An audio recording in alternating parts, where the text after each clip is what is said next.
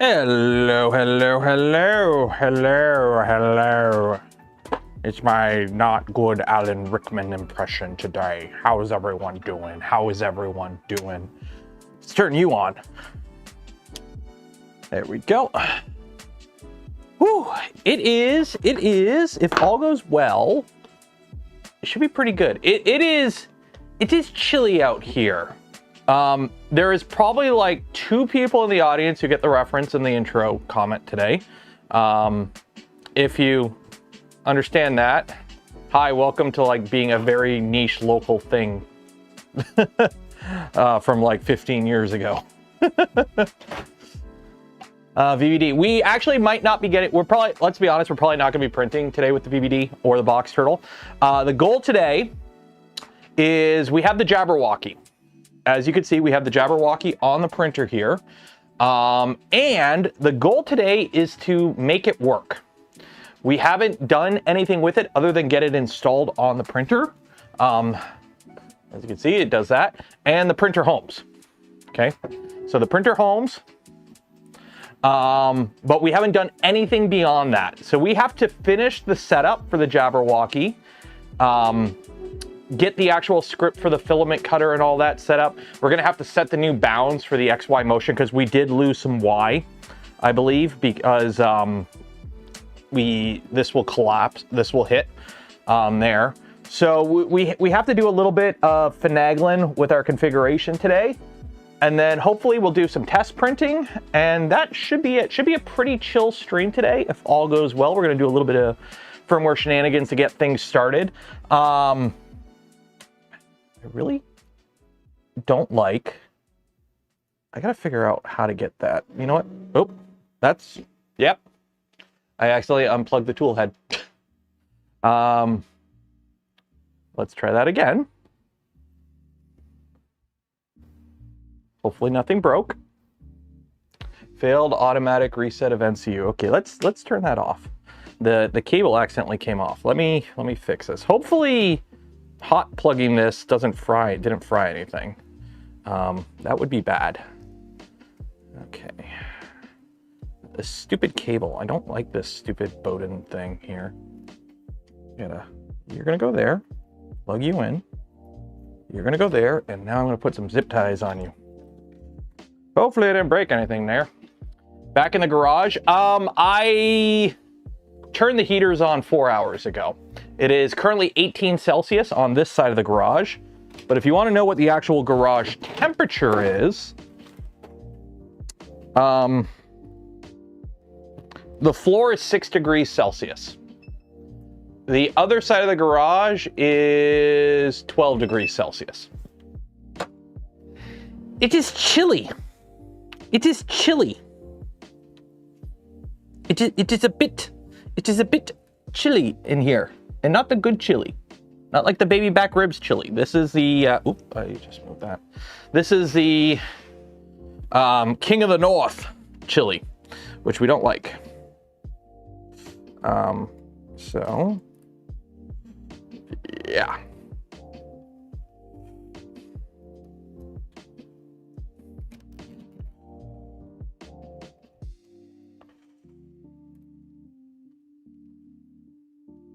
Extra socks. I'm actually wearing 3D printed shoes, and they are surprisingly insulating. They don't have much in terms of like, they're not waterproof, and obviously air goes right through it, but they're very insulating because it's just a mesh.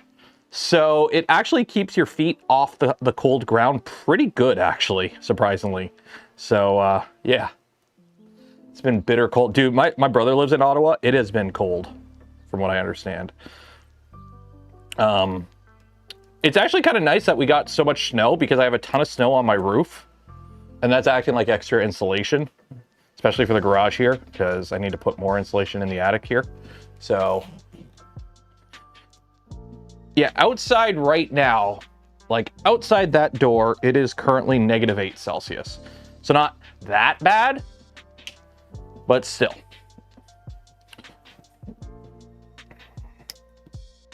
There we go. Okay, turn you back on. 4 to 6 Celsius here in Belgium today, and the rest of the week ain't gonna be much better. Hey, if it's above 0, I mean, you guys, you Europeans with your NIMOC or NAMOC or whatever the heck that mid-Atlantic ocean current thing that brings nice warm tropical air up. So you're like, we're as far north as like Northern Ontario, and we only have like 5 degrees Celsius in the winter.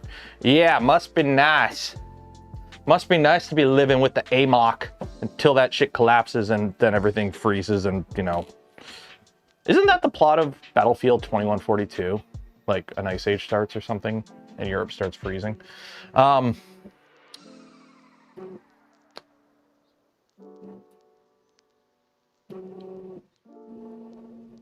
Okay, do a little QGL. QGL is slow on this. I gotta fix this. I gotta play around with the speeds on this because it is really slow. Winnipeg is cold. Winnipeg is pretty far north. It's got like, it's in plains, so there's nothing to break the wind.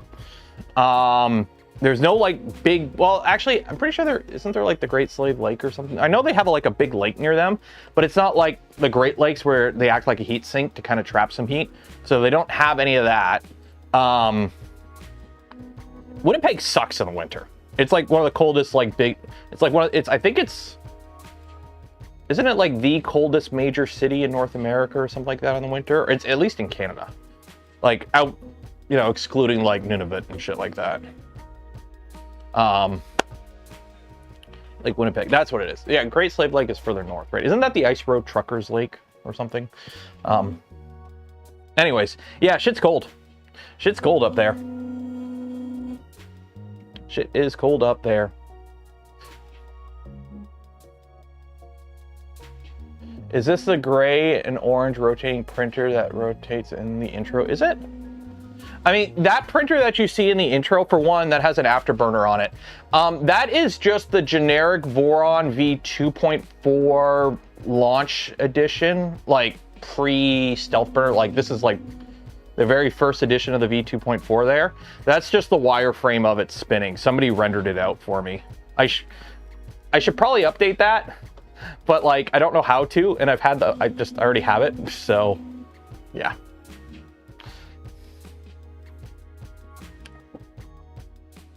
Okay, let's load up Jabberwocky. Jabberwocky GitHub. Because I do believe the next thing we have to do... Okay, it still needs to do some QGLing.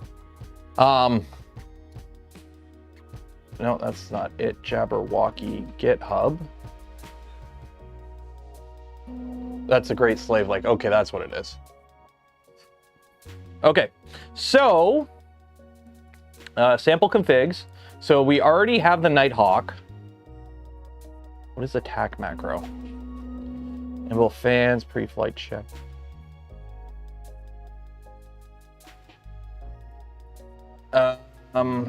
Do we want to put the LEDs in here? Do we want to do the LEDs? I've heard that the LED effect that you need, like you need to install the Clipper LED effect. Doesn't this have a pretty big like impact on like resources of the MCU or the Linux SoC? I'm trying to remember which printer it was. Like everyone's like, turn it off. Because I think it was the Venture XL.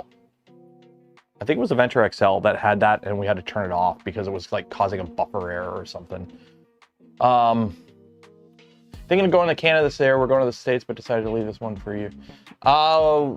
Where in Canada, George? Because Canada's where are you coming from again, too? Yeah, this is a Pi 3, so yeah, we're not going to deal with that then. Yeah, this has a Pi 3 in it. Where are you from, George, and where are you thinking of going? Because Canada is pretty big. And I'm going to sneak.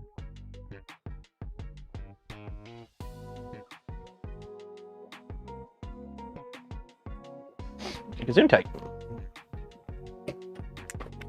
Ah. It's actually kind of warm. I have this blasting me in the back right now. Undo that. Ah. You ever have it where you have a good sneeze and you're like, that was a good sneeze. That was a good sneeze. From the UK, not sure to go yet. So here's the thing. If you're visiting Canada, it depends how long you plan on visiting Canada for. If it's like, here's the thing. You're going to have to drive. because Canada is big and we have big cities, but the problem is it's like 3 to 4 hours between the big cities. So if it's like, oh, I want to go to Toronto and then head up to Ottawa, that's a 3 to 4 hour drive, depending on traffic. Hey, I'm going to go to Ottawa. I'm going to go visit Montreal. That's a 3 to 4 hour drive, depending on traffic. So like, that's the thing with Canada. If you want to visit a city, that's not too bad. If you want to visit multiple cities, you need to start adding travel days between stuff. Like for example, I live in Southern Ontario. I will be going to visit family in Quebec this summer. That is from where we are to where they are is about a 12-hour drive. We normally do that in a day. We just get up and drive and we get there for dinner. So that's the thing. Obviously, if you're going to visit Canada, like it's either like visit Central Canada, visit the West Coast like Vancouver, or visit the East Coast like Nova Scotia. You're not going to be able to do all three. If you're weird, you can go visit Alberta. If you're into skiing, that's about it. They also have a pretty cool dinosaur thing, like the Badlands. I got a chance to go there when I was in Alberta. It was cool. Do I know John? I think he's friends with my buddy Mike from Kenmore. So I think I know John. If he's friends with my buddy Mike from Canmore, they should be pretty friendly. Okay, so there we go. So we got it all QGL'd. So I think what we have to do now is this guy. See this guy, the filament cutter? You want to avoid complex. Yeah, honestly, I'm not a huge big LED person. So what we're probably going to do is, let's go dashboard. Stealth burner. Can I turn this one? Which one's this? Green? I don't even know where that LED's at. Okay. I think it's this one. S burner LEDs. There we go. Okay. So 0 green, blue 255, green. What if I make them all 255? 255. I don't think I can make them all 255. Yeah. So green, blue, and white. Actually, let me just do 0. Okay, so 255, 255, 255. That makes a pretty nice white color there. So if we go to machine and we go to Nighthawk and we go to here, so that was basically make this 1.0, initial white, 1.0, chain count. How many chains do we have on this? Is it 3? I guess 3. Okay, cool. Save and restart. So now my LED should just be green all the time, or white, which is good enough for me. There we go. So that's good there. Sweet. Okay. Home it again. So now we got to figure out how much movement we have here, because I do believe we have lost some movement.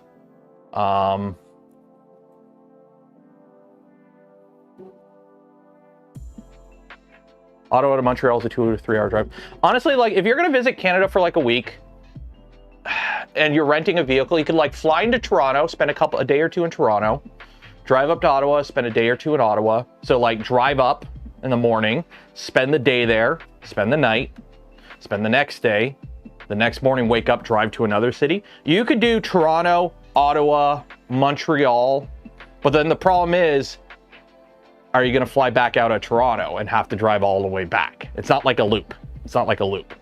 You would have to like drive from Montreal to Toronto, which is like an 8-hour drive. So yeah, that's kind of the downside. Okay, so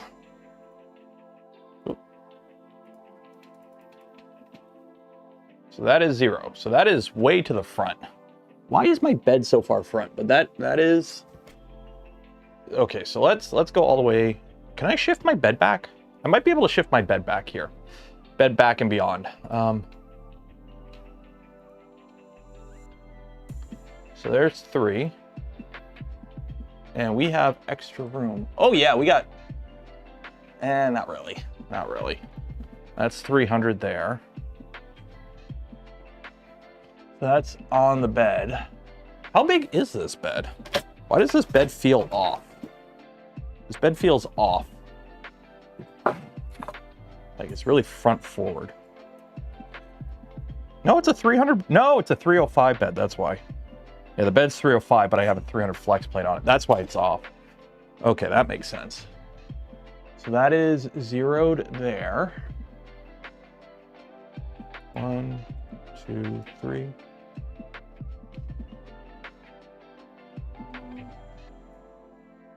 I can't see.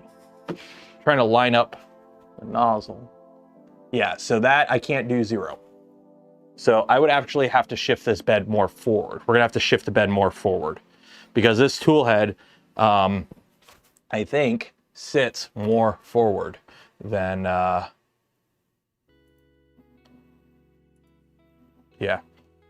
it is a bit more forward. So I'm gonna have to shift this whole bed that way a little bit. Let's do that. Let's do that. Because I also think a problem we have here is this. Oop, nope, that's not what I want to do. That one. So if I'm at Y0, so I'm at the front, this is Y. That can't be right. Oh, X. This is X50. 2, 3, 4. Yeah. So that is there. And then if I go a little bit more, that cuts the filament. So we're going to get full Y travel, but we're going to lose some X travel. We are going to lose some X travel, it looks like, because this hits here. So if I limit it to 290 on the X, in terms of usable space, this is good. And then a -10 on the X would be hit that, I think. Because let me see, if I do a clearance, 10, okay. Because what I need to do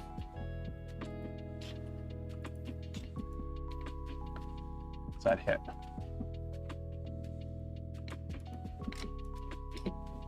Yeah, that rubs there, but that's not a big deal. I don't care if it rubs because I think it has to actually like really, the odds of me printing in this little corner right here is pretty low. It's just, I can't mash into that corner. So 300, okay, so we got to move the bed back. We got to move the bed forward a bit here. How far do we have to move it forward? Okay, let's see here.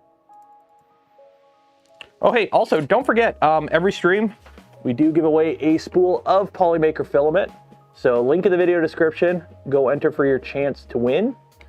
Do this now because you want to win some Polymaker filament, don't you? Okay, we got to move this bed approximately 6 millimeters forward, roughly. Yeah. So let's move this bed forward.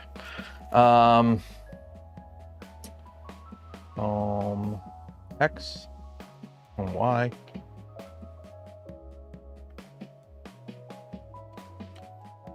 Then we'll get you out of here. Okay, so let's move this bed. I need to get a flex plate that's slightly bigger.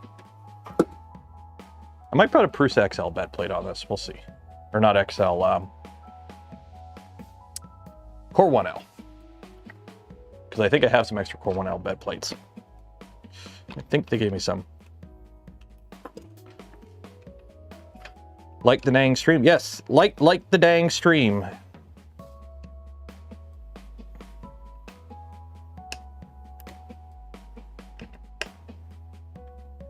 And actually, what I'm going to do, I'm going to heat this bed up and I'm going to screw it down hot. So we got to move this 10 millimeters forward. So what's the easiest way to measure this? So that's 20 mil. It's going to be fun. Because these don't have the slot in it.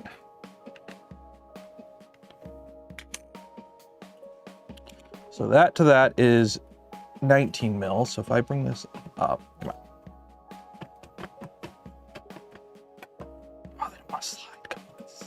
side. There we go.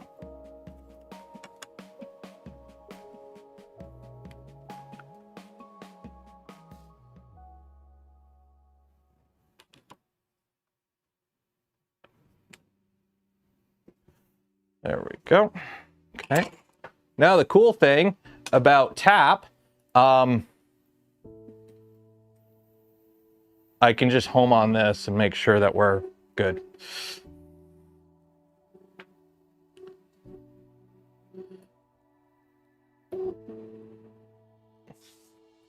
Tappy tap tap. Tappy tap tap. There we go. Okay. So that is front 0. Oh wait, you can't do that. That's actually hitting. Shit. That is hitting. Oh, we are racked to all hell. We are racked to all hell and back. Oh, no wonder why we're racked. I never tightened my belts. 1 second, I gotta adjust these. Turn the motors off. Oh my God, no wonder why. I never tightened the belts. 1 second. 1 second. I'm like, why is this behaving so weird? Is the overlay glitching for everyone? I don't see anything on my end. I'm not dropping anything. I can refresh it if you want. Refresh cache overlay.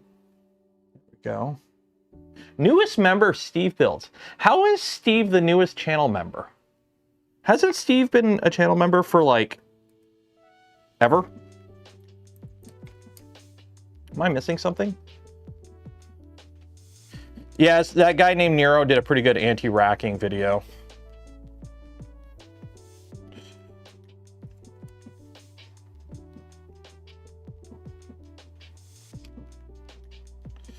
Oh yeah, it's all, I wonder why it's all feeling weird. There we go. Wow, that side is really off. Why is this side so off?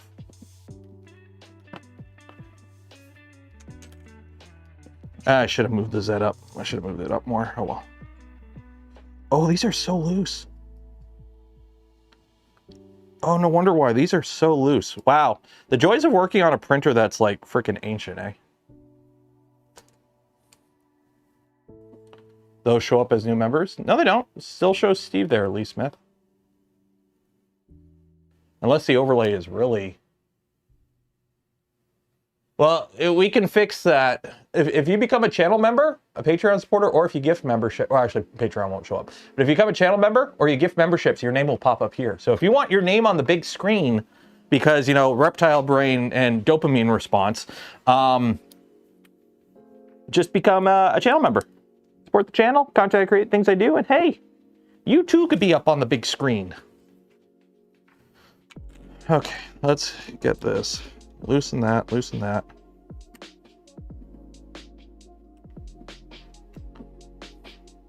There we go.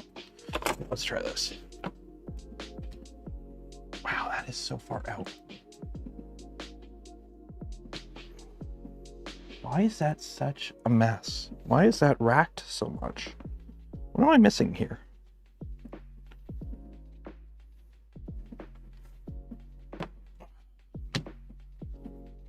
I mean, I can fix it in the belt.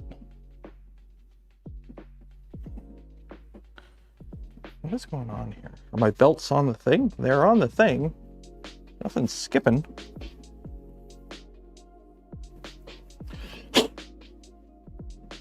Why does that just feel weird? Something is off, and I don't know why.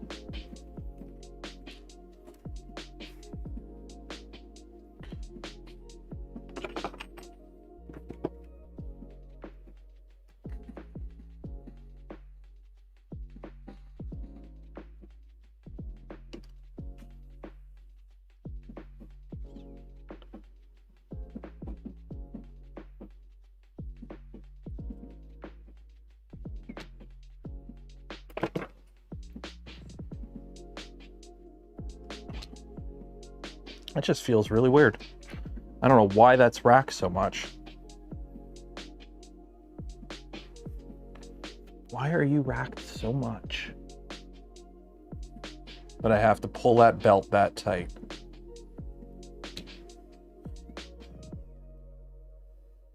Good at the back.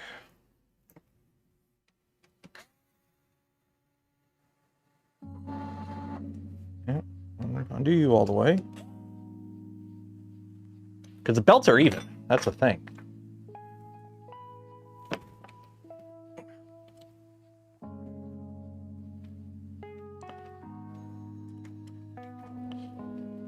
Yeah, look how much that's racked. That should not be like that. Something's off. How do you pronounce it? Bryson. Thank you for becoming a channel member. And cheers to Tinker Steve for gifting 5 community memberships. See, now Steve gets his name at the bottom. Okay, what is going on here? Why are you racked so much? Because normally you can like loosen everything and it just kind of finds its home. I gotta crack it all. Crack it all. We're gonna do a little bit. Oh my God, everything is loose. Everything is loose on this. You know why? Because it's so cold in the garage, right? When it's cold, everything kind of shrinks a bit, right, guys? Am I right? Maybe that's why. Just have everything's loose on this. It's so weird.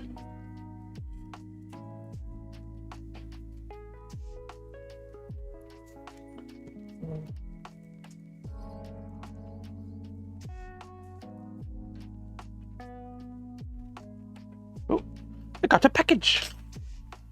That's okay. Is it snowing out? Oh, is it snowing a lot? Okay. You have a good day at school?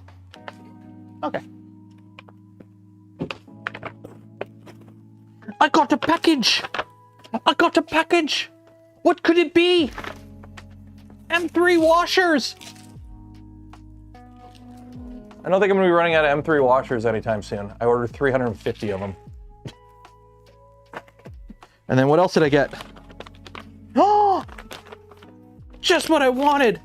A USB-C to C cable, because I don't know why my webcam is being all stuttery on the Twitch streams, and we're trying to figure that out. And one of the things I'm gonna try is a different USB camera. Okay, what is going on here? So why are you doing this?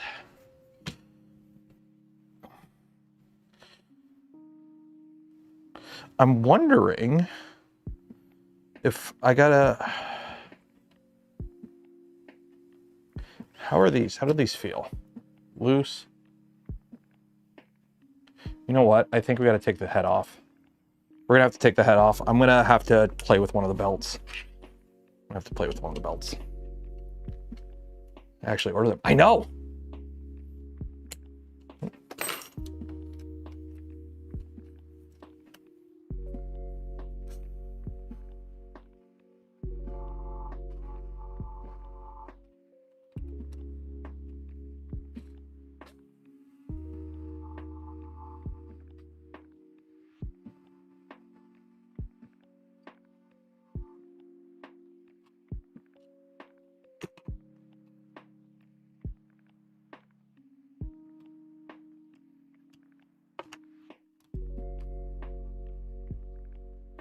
Yeah, I'm trying to figure out what's going on with the Twitch stream, because when I'm playing a game, my camera likes to... What is going on?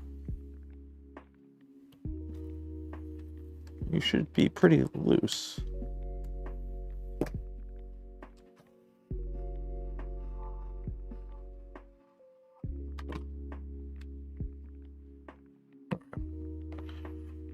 I hate pulling off this stupid connector. Come on. There we go. Okay.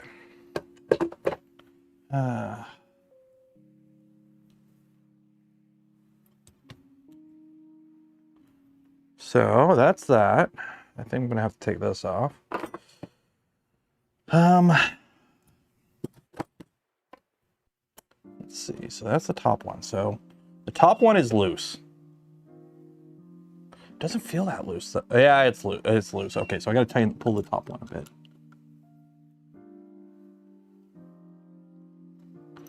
Okay, let's see. Can I do this? Allen key.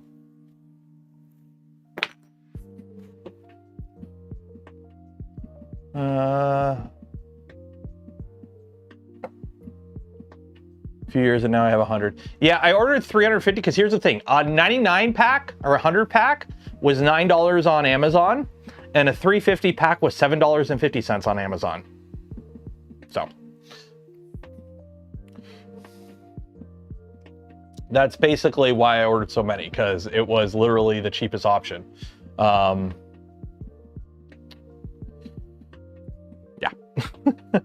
Okay, so now I got to figure out how to do this. This is gonna be fun. Oop, I hit something. Cool. Let's see if we can do this. Let's see. So I got to pull.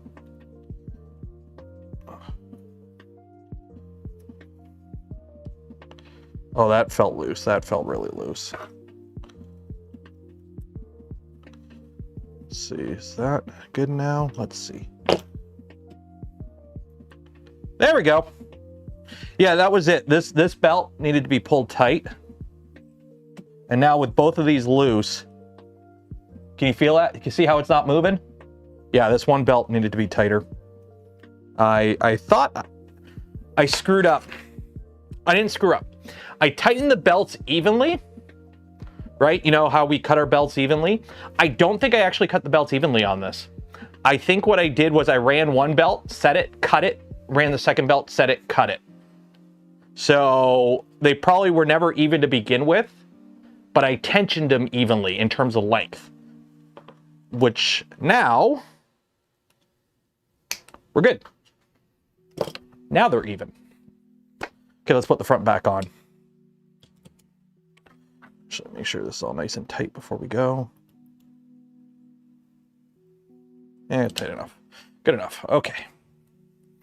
So, overhead view.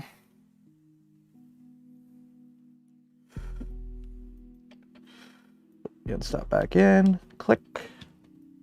Put you on.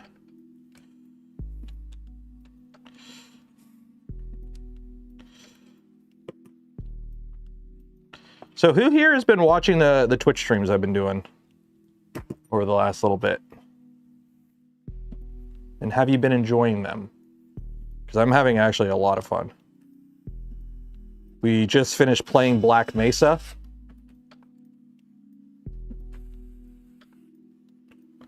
Which was a hoot.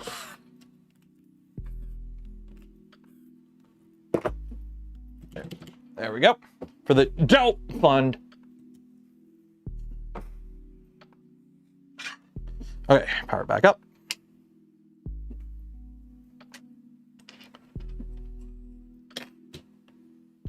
There we go. Now I gotta tighten all this back up.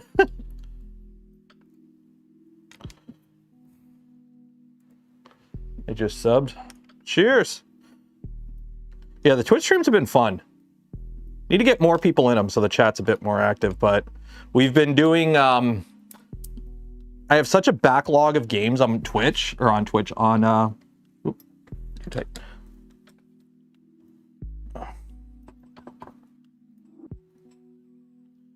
But I've been going through my backlog of games on Twitch.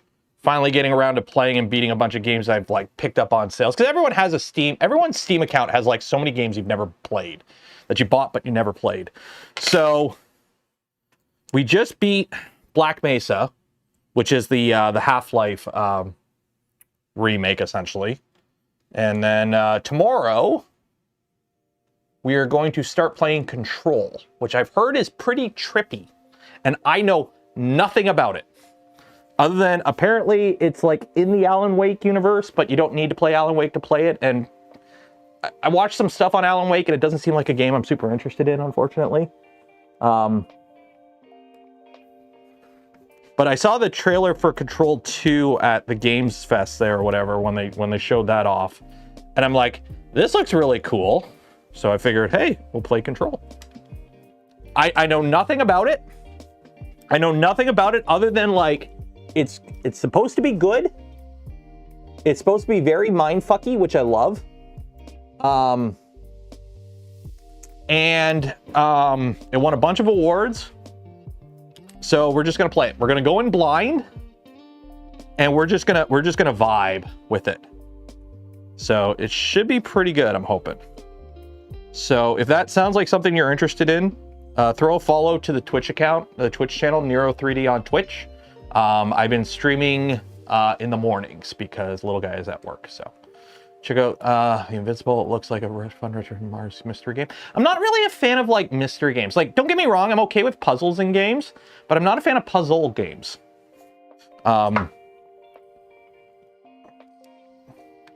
Like blueprints, like those kind of games, they're not, it's not really my thing. So we got Control, and then we're also going to do like Jedi Survivor. There's a whole bunch of games I want to do. Basically, I'm going to use it as an excuse to just go through my Steam backlog and just beat all these games. You don't like Portal? I like Portal. Portal is a problem-solving game, I would say, not a puzzle game. Yes, I know that doesn't make sense, but damn it, it makes sense to me. So, okay, so now we got to tension these. Tension those equally.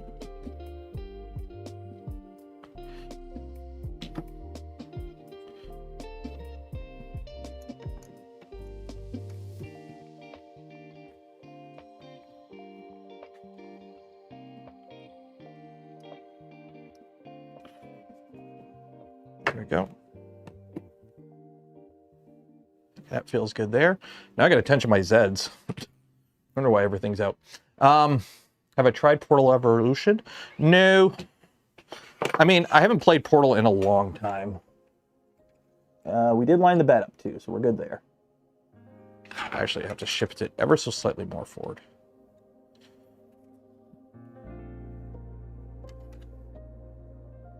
Zero.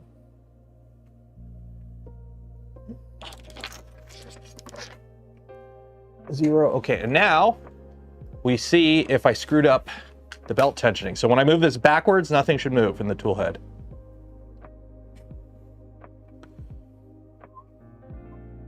So see how the tool head is not doing this? That means we don't have any binding and the belts are tensioned evenly. Nice. Now we got to tension our Z, which again, I just eyeball this shit.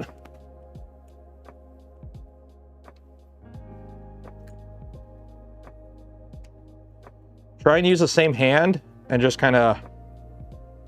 Humans are pretty good at feeling variances. Like your body, you'd be surprised at how accurate your body can feel stuff. Like you'd be surprised at how smooth of it, like your nail, for example. I think it's like 2 thou. If you have a perfectly flat surface with like a 2 thou step in it, 2/1000ths of an inch, you can feel it with your nail. Like you would be surprised at how perceptible the human body can be.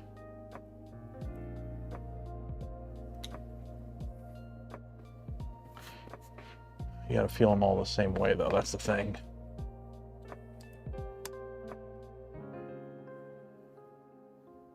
There we go. Okay, so that is that. Let me put a bed back on. We actually have a bed. Where is my, do I have a Prusa? I have an extra Core 1L bed. I could have sworn I had an extra Core 1L bed.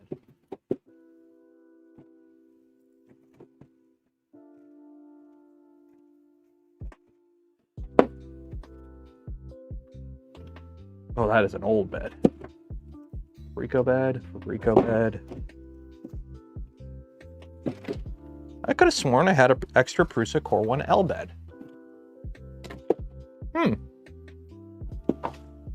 Prusa satin. Nope, that's not Core 1. That's not Core 1. Maybe I didn't have an extra Core 1L bed. Oh well. Unless, no. Okay. It's a little disappointed because this bed is 305. Oh, I gotta tighten the bed down. Gotta heat the bed up a bit. Let me heat the bed up here. Heat the bed up. Just do it to, do 80 on the bed just so it's, get it expanded a bit, then I'll tighten it down.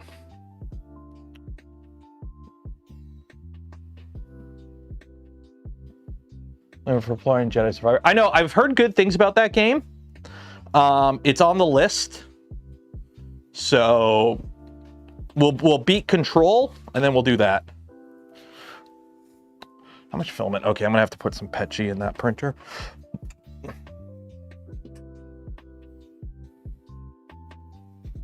Learn that in body shop class, you might see a ripple on a paper towel on your hand and slide it across, you'll feel it. Yeah, you'd be surprised at how, like, the human body is stupidly accurate when it comes to, like, yeah. Runs great on Linux, that's good. That's good. I figured out, apparently the issue with the only issue I've been having with games on Linux is, like, Cyberpunk plays great, but, like, a couple hours in, I've noticed on some games, if there's a really bright effect, like the sun, I noticed this in Cyberpunk when I was outside in the desert and some of the later levels of Black Mesa. The screen just flickers, and apparently it's because I have adaptive refresh rate on my monitor.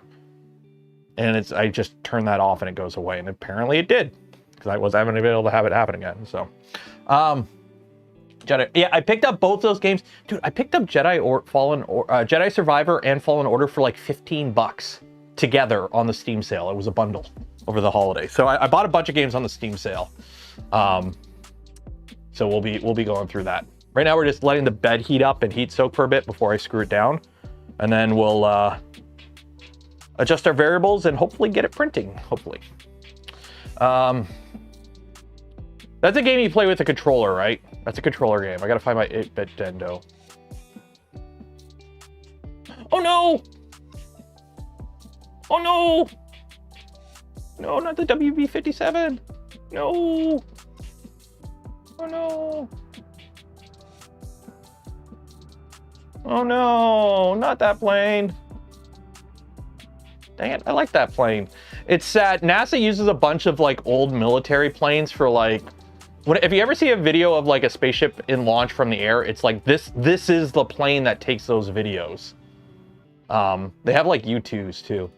So it always sucks when they have an issue, because like they don't make these planes anymore. So,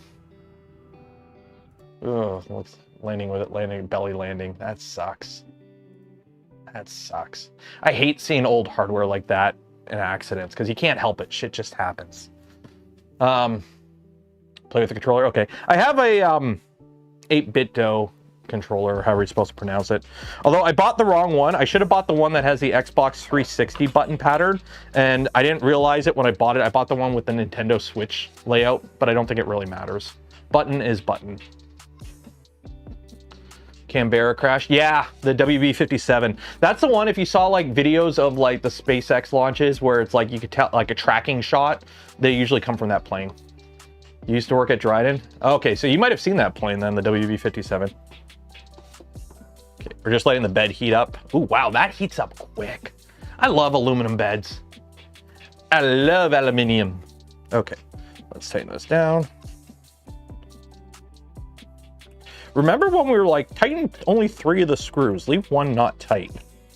Man, there was so much fun knowledge over the years with our 3D printers. It's hilarious. There we go. Okay, so we do that.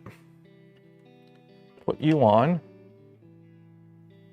Okay. And now, home all. Nothing crashes there, that's good. Okay.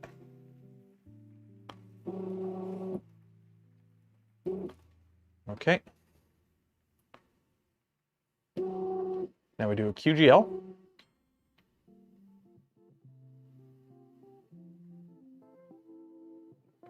And tram that out. Cheers, Janj, for the gifted membership. I love refrigerators.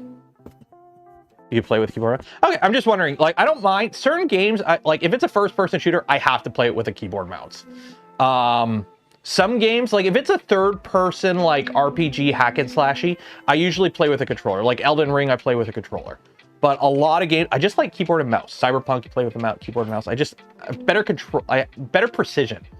Using an analog stick to aim, I find very weird, because you're not like, I can't just move. It's like, instead of having control over the gun and you pointing, it's like you don't have control over the gun. You have control of a hand pushing the gun. You're not and it feels weird, and I don't like it. But for hack and slash games, it don't really matter.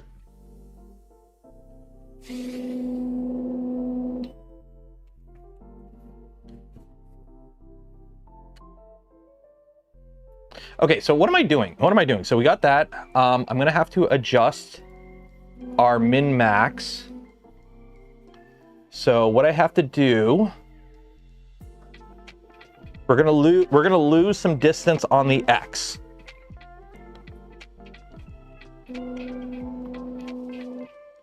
We're gonna lose 10 millimeters on the X. Although I could tell it to just avoid that corner. The problem is I basically, as it is right now, if this tool head gets into this corner, this arm hits this and it cuts the filament. So if I bound it, if I avoid the first like 10 millimeters in and like 20 millimeters in, you know what? I'm just gonna put a no-go zone in the print volume. I'm just gonna put a no-go zone in the print volume. Kind of like how Bamboo does it. Like Bamboo has that little front left corner of the bed on the like the X1s where you can't put an object because that's where it cuts the filament. I'm just gonna put a no-go zone here.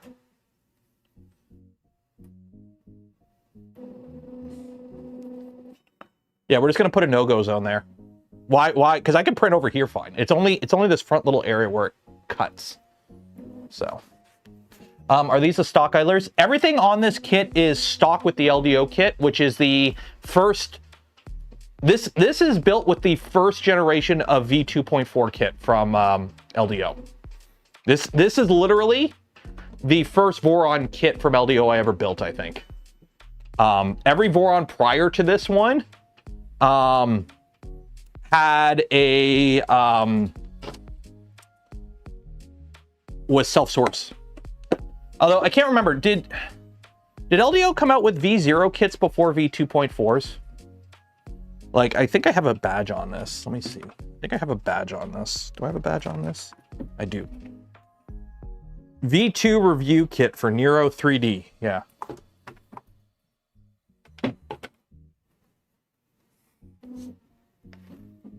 Why does it cut the film in the front corner? Because that's where this hits this and cuts. See? Watch. Watch. Here, I'll put the back on so you guys can actually see a bit better.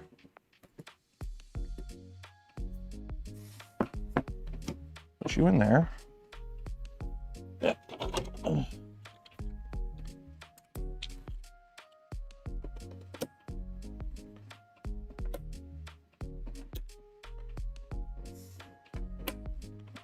Okay, that's that.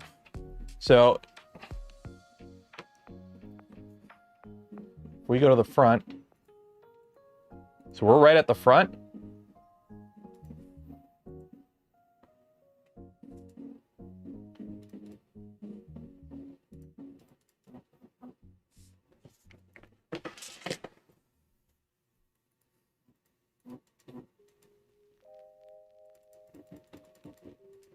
And it cuts the filament. See? Got the little cutter. Oh, that's not what I meant to do. Yeah, so let's see. So, yeah, so if I avoid the first 10 by 20 millimeters in the front, we're good. Yeah, 10 by 20. Okay.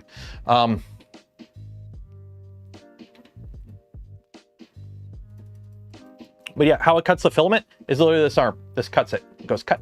So it just pushes up against this, cut. The bed can be moved back a lot. Not really. This is the bed is moved all the way forward because that's where 0 is. This tool head, because it is sitting on a tap, is sitting more forward than the stock tool head of this type. So the bed is shifted forward about 10 millimeters, so that this all the way at the front is 0, 0, and it's lined up, right? So if we go all the way to the front,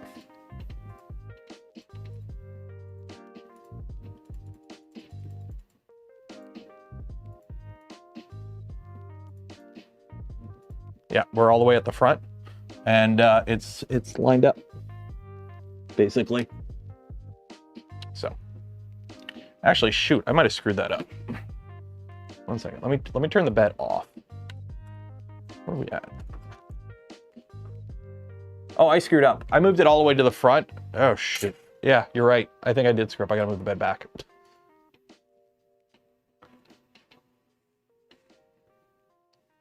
Yeah, that's 301.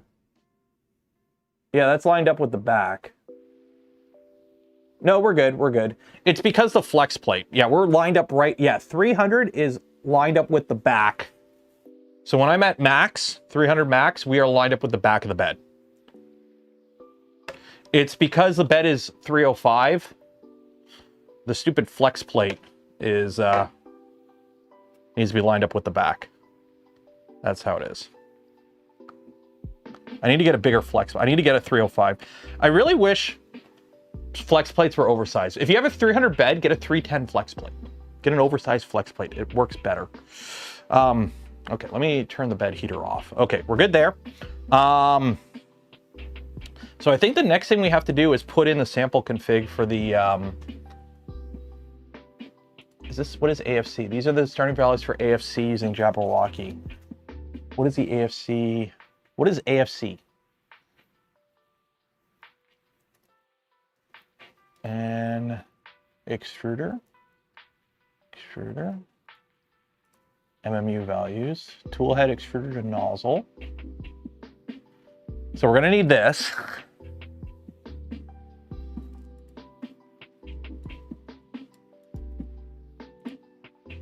Is the box turtle software? Okay. Automated filament changer. Okay.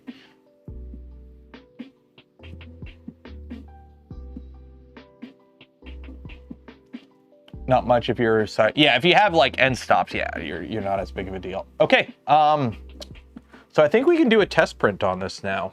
Let's load some filament up in it. We'll do a little test print and we'll see how she goes. And then that means we'll be ready for the next stream where we can either put the box turtle or the VVD on it. I'm thinking the VVD. I'm thinking the VVD.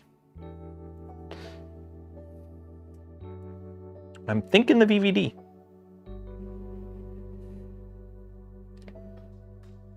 Does this have a filament runout sensor set up? No, the filament runout sensor isn't set up yet. Wait, really?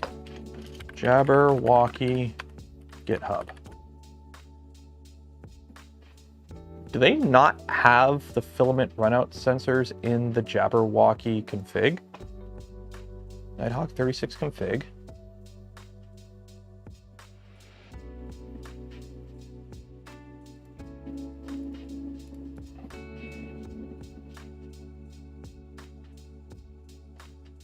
Where do they store the filament runout sensor? This is the example config.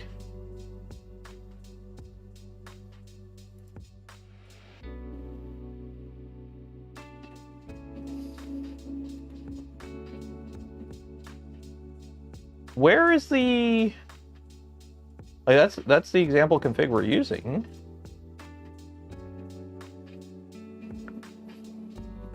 Aren't they supposed to have the filament runout sensors in there? Because we have the filament runout sensors hooked up. We have the filament runout sensors hooked up. Shouldn't there be a config for that? Am I missing something here? Or is that in the config for whatever? It's in the AFC file. Looking. Pin toolhead start, pin toolhead end.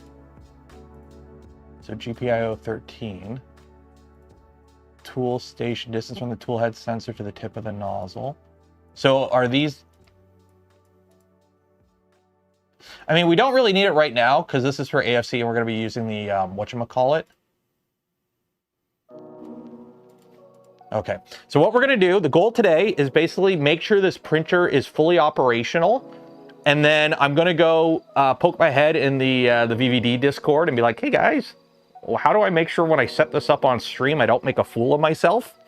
And then that way we'll have a fully set up printer and we'll just set up the VVD and play around with it. So this will be the last stream where this prints on its own. What else do I need to do? I feel like I got to do something else, but I can't remember. We have that set up. We have the end stop set up. We have the homing set up. We did a PID tune, so we're good there.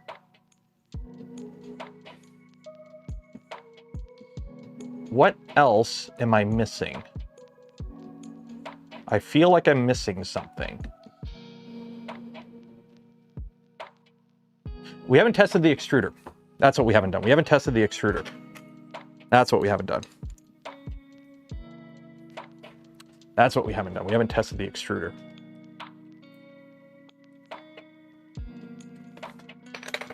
I need some filament. Let's not do Galaxy Black. Ooh. Oh, that's silk. I have a nice spool of polymaker purple here, but it's silk. I don't want to use silk. What do we got for plow? What do we got for plow? What do we got for plow? Print some plow. I got like no plow out here. Where's all my plow? Who ate all my plow? Did you eat my plow? Where's my plow?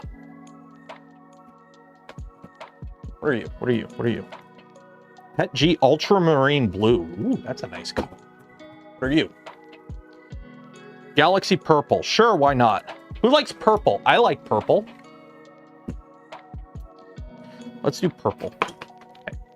So, save, close, home this. Okay. Home all. Move that up. 220.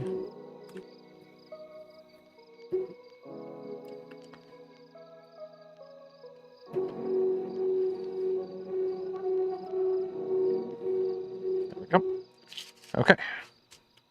I feel like I'm missing something. Rotation distance. Yeah, we should calibrate rotation distance. You know what? We'll calibrate rotation distance here. 1 second. 1 second. That's what I gotta do. Gotta make sure our rotation distance is good. Cut you off. Load you in here.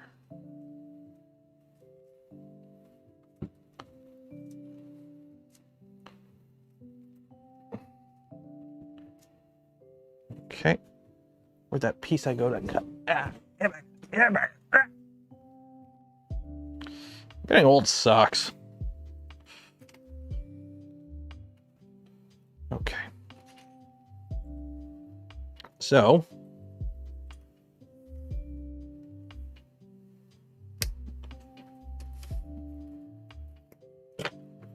Let's see here. Let's see, so we're at 220. So 50 millimeters at that, extrude. Hey, we're loading it the right way. So we got that going for us, which is nice. Okay, I need a marker.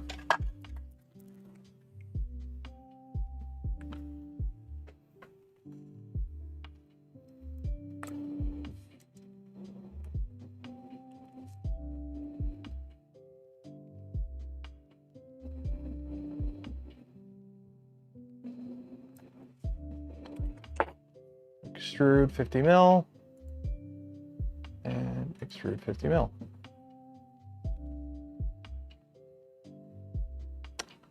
You are not extruding. Nothing is moving. Oh. Is that too tight?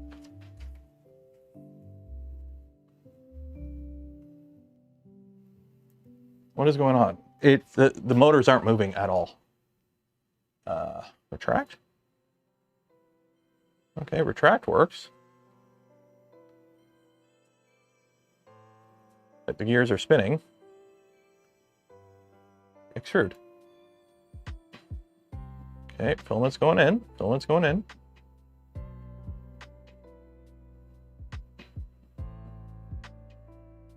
Okay, extrude again.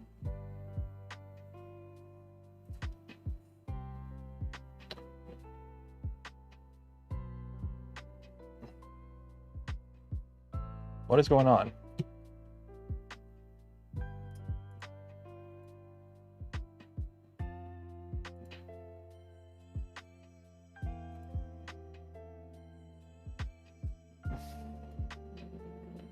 Okay, something is going on here. We got a jam or something. It's like it's just stopping. Why aren't you going in? Do we have like a jam? Is it like not feeding in? What's going on here? Ugh. Okay, you're feeding past the extruder.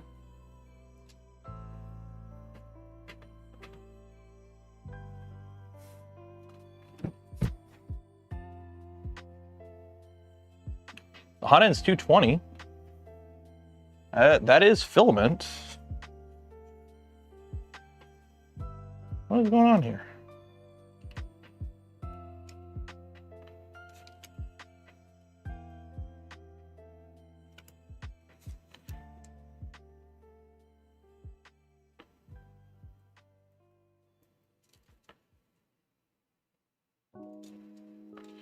Okay. We got 220 on the nozzle, and it's PLA at 5 millimeters a second.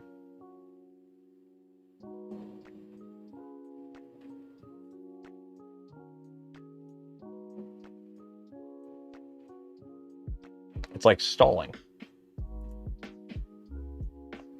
It's jamming up. What is going on here?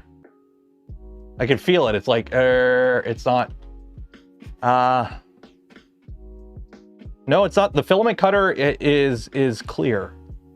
It's extruding, but it's got like no balls.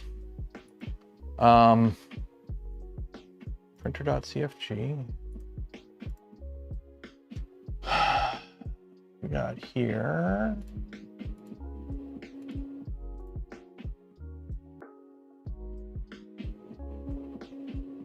Run current 0.45.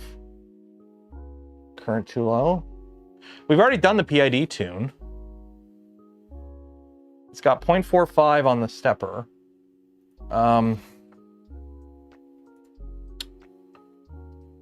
Which shouldn't be that bad. Because it's... Let me see, if I go slower, maybe 50 at 2 millimeters extrude.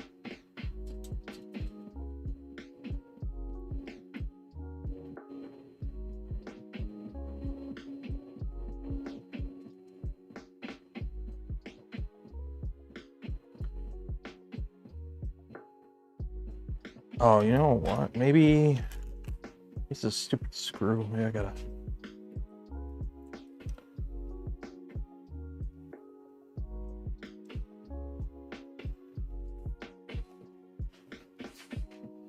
This is not behaving. Yeah, it's like just straight up jamming up. Like it goes fine. And then it just kind of jams. Oh. Yeah, you could feel it. It's like, it's extruding fine and then it jams up. What is going on here? What is going on here? You run at 0.65?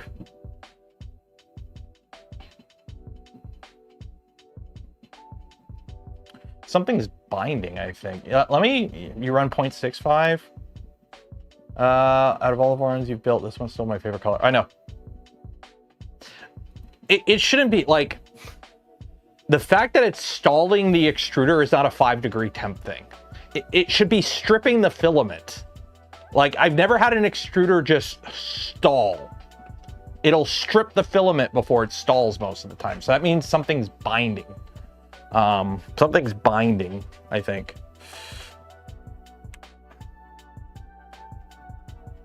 Let me take this off. Okay, let's try something here. I'm gonna try something. Let's try.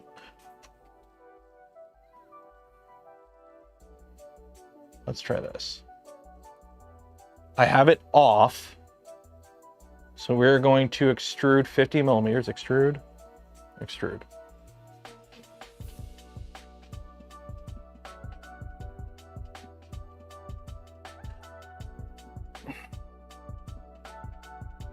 So it's moving freely when the idler is not engaged. So when the idler is not engaged,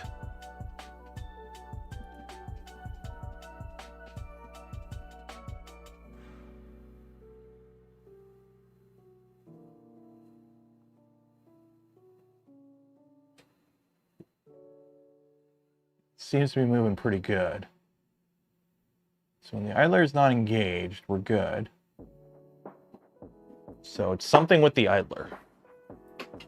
Something with the idler.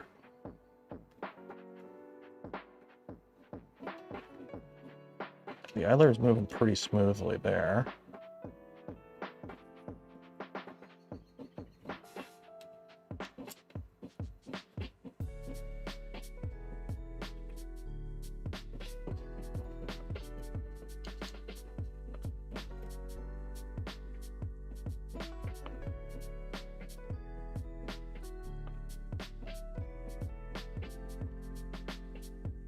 Okay, so we put the idler back on.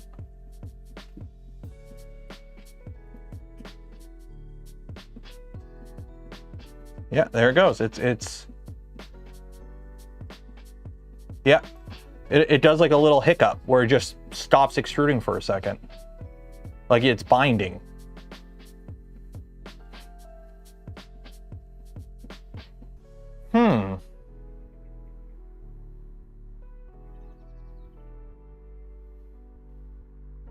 The screw head, I mean, on the tension. Yeah, are you mean the little screw to adjust it? I have it backed out all the way. So it's something with the idler, because the moment I take the pressure off of it, it's fine. And the extrusions are consistent. So it's not like, I don't think there's a nozzle clog. If there was a nozzle clog, I'd be seeing more defects in the extrusion. Are the teeth clogged? They're brand new. They are, this is literally the first time we're extruding anything out of this.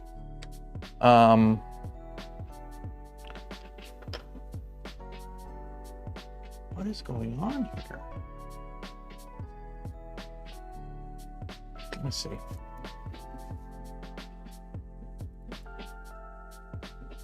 This is weird.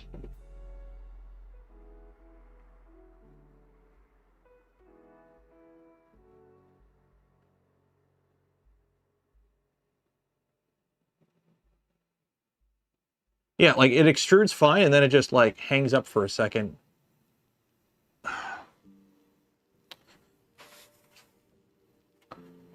I'm wondering if it's a mesh issue with the teeth, maybe? A tooth?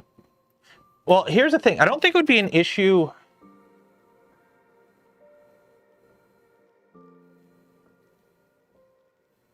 Let's try upping the current. I don't think upping the current would help a lot. Let me bump the current up. Let's bump the current up. Somebody said they run at 0.65. Let's do 0.65. Like maybe there's just like a burr or something and it's like right on the edge. Give the spool more. It's feeding out of this. There is no tension on the spool. Like it's 220. It's PLA at 220 at 5 millimeters a second. That is not a lot of flow. Because the extrusion is consistent. The extrusion is consistent, so I don't think there's no jam. It's a brand new nozzle. No, it's not cooling. It's not cooling. I want to be cooling. It's PLA at 220. Although I did learn the Delta Flyer, I can't print PLA if the door is closed for more than like 2 hours. Otherwise I get heat creep. So you have to print PLA on the door open on that thing. Okay, 220 and 50 millimeters extrude.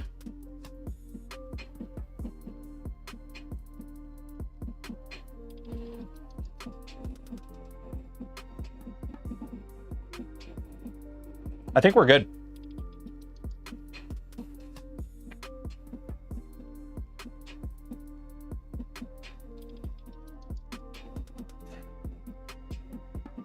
Yeah, maybe at 0.5 it just didn't have enough balls. Maybe we just needed more balls on it. Because it's printing fine at 0.65 now. Huh, okay. That's really odd. I've never seen an extruder stall out like that before, though. That is not something I've seen before.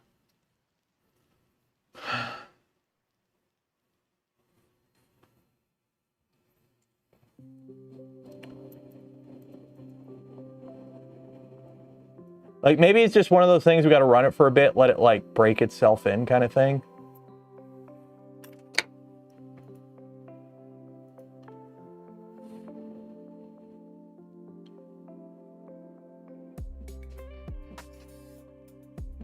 Loose USB cable. If we had a loose USB cable, it would error out. It's clipper. Let's see, do we get 100 millimeters of travel? Perfect. That's 100 millimeters. Yeah. That's 100 millimeters. I'll take it. Okay, now I gotta unload this. Load this. Load this.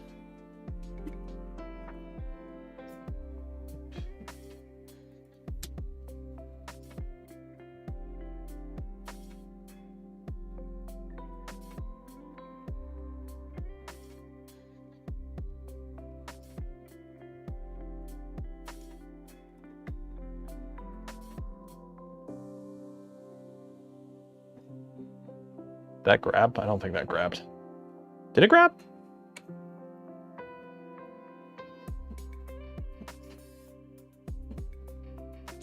No, it didn't.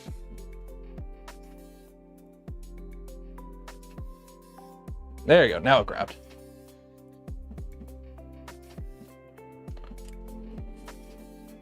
Find me something to print, guys. We got some Galaxy Purple PLA here. It's pretty nice filament. If you want me to print something in it, link it below and we'll print it. Link it in, or not below, in Discord. Find something in or on like printables or something, link it in the Discord, and we will print it. I need to go get some paper towels. I'll be back in a second. I think we did do a PID on this last week. Yeah, we did do a PID last week. So we should be good there. I might have to live adjust Z. I have no idea how the Z offset is. Okay, so home. So find me something to print, link it in the Discord, and I will print it. Let me go grab a thing of paper towels.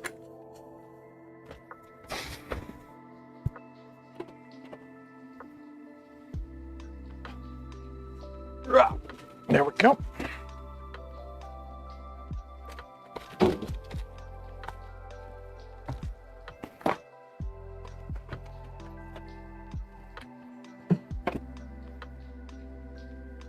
I do remember seeing a comment on one of these live streams that somebody was saying they were having problems with this tool head because the gears are plastic for the drive gear on the from like the transition gear or whatever it's called.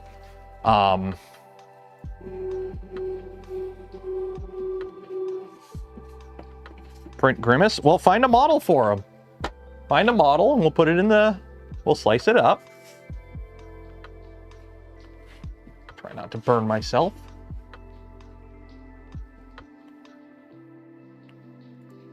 Save that. Should probably redo the input shaper, eh? Actually, I probably should do that. Let's redo the input shaper. Let's see what we got for shaper on this.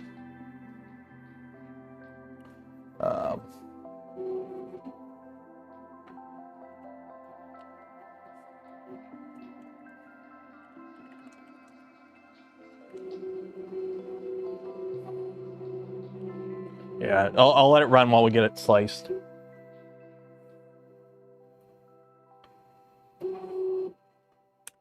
Shaper, calibrate.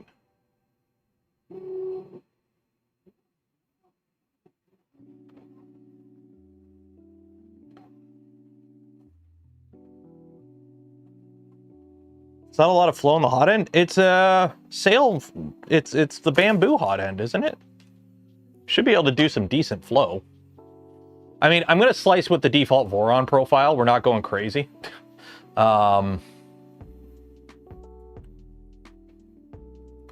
Like we're just using the default Voron 300 profile. Nothing fancy here.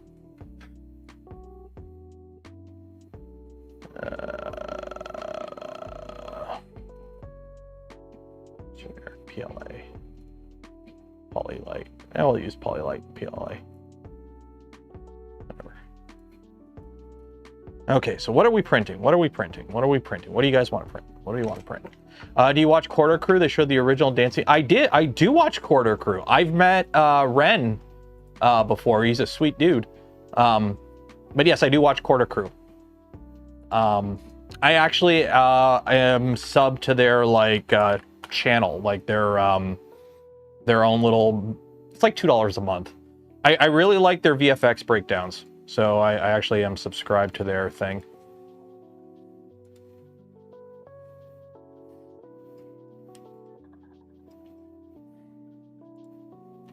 So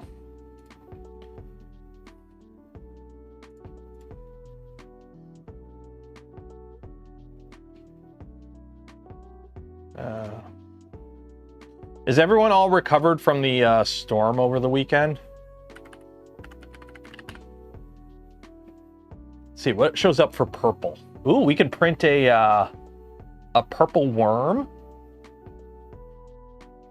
a purple people eater doorbell. Here, you know what? Thanos. Do a Thanos. Oh, that needs support. Ew. Do a Thanos. Download.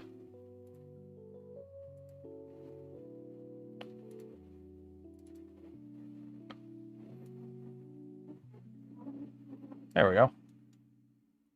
That should be a pretty reasonable test print for the tool head. Get us some hours on it. I just want to print something that has a bunch of hours. I just want to get hours on the tool head to make sure everything's broken in and everything's working before we start faffing around with adding a multi-material unit to it. That's basically the goal today, is to make sure the printer itself, because the worst thing you can do, and I've said this to people before, the worst thing you could do on a fresh printer build is to start making shit different. The worst thing you can do, especially if you've never built a Voron before, is to build a Voron with 20 different mods, have something not work, and then you have no idea what's causing it to not work. So I do want to get some hours on this machine before we start putting like a VVD on it and a box turtle and start playing around with all that shit, because I don't want to be diagnosing problems that might be printer related and thinking it's box turtle related, for example. So we need to make sure the printer is up and functioning correctly before we go and add a bunch of shit to it. So that's kind of the goal today, is get the printer online, make sure it's all happy and working, and then we will start adding stuff to it. That makes sense. 17 on Sunday, snowing right now. It's snowing right now apparently out. Like, let me go take a look. Apparently it's snowing out. My wife said it's snowing. Oh yeah, we got some snow. I gotta shovel the driveway again. Yay. Yay, shovel the driveway. Nothing is more annoying than shoveling your driveway after cars have driven on it.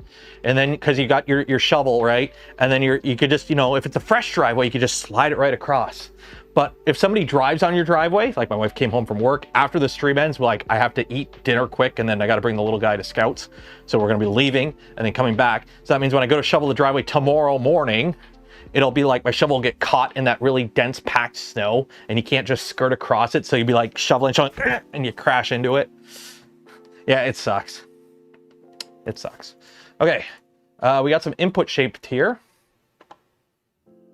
It's snowing here in Denmark.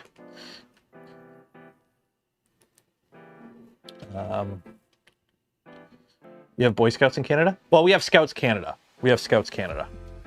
We put the little guy in Scouts this year, although he's in Beavers, and then Cubs, and then Scouts. But yeah, Scouts Canada is the thing. I don't think it's officially, like, I don't think it's, like, actually part of American Scouts.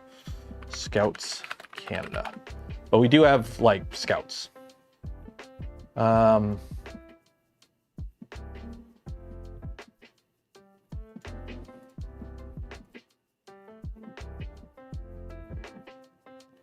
I think it's more, I think it's actually more connected to the British Scouts than the American Scouts. Because, like, it's its own thing. Les Stroud is the Chief Scout of Scouts Canada. That's cool. I use the shovel. Yeah, usually what I'll do is, like, I like to shovel during the snow. It sounds weird. I like shoveling my driveway while it's snowing. It's more aura. There's more aura to it. But it's also a lot easier to shovel 6 inches of snow twice than 12 inches of snow once. So that too. Okay, how much do we have here for the input shaping? MZV, sure. Okay, cool. Save. I'm not going to bother. I don't know how to pull. I don't have the thing installed to make it easy to look at. The shake and tune. I don't have shake and tune on this. I'll put shake and tune on it later. But according to the auto tune, we have 2 Humpy I and MZV. So that's our values. Okay. So that's that. We got the filament loaded. We did the input shape. Let's print Thanos. See how it goes. If it goes good, it goes good. Actually, what I should do, put a little something on the bed.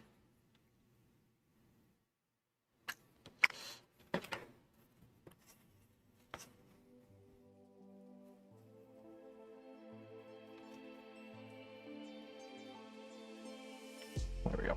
Vision Miner. I put this shit on everything. Buy some Vision Miner today. Use code Canuck. Save some money. Help out the channel. Speaking of helping out the channel, buy some gamer subs. Good stuff. No sports. The model doesn't need sports. It is a supportless model.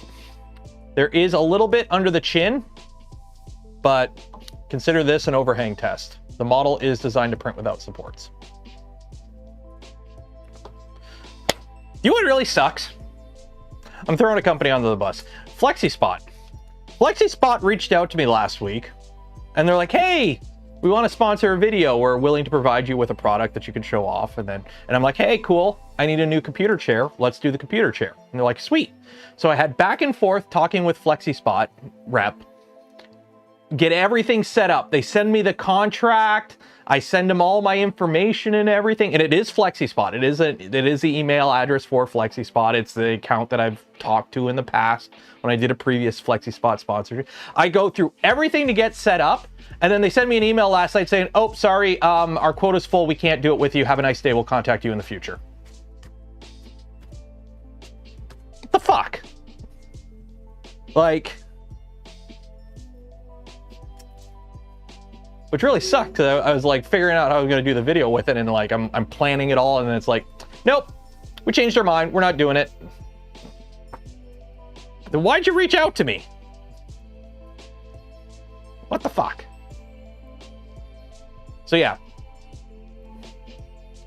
So a little disappointed in you, FlexiSpot. That's kind of a bullshit move to pull. That's kind of a bullshit move to pull. Yep. We have a quota for creative collaborations for this completed, and our team has already reached the maximum. Unfortunately, we will not be able to proceed at this time.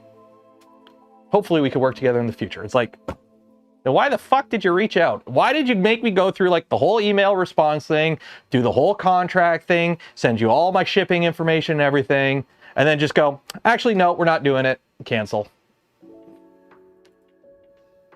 So that's kind of a, no offense, FlexiSpot, that's a bit of a bitch move. That's a bit of a bitch move.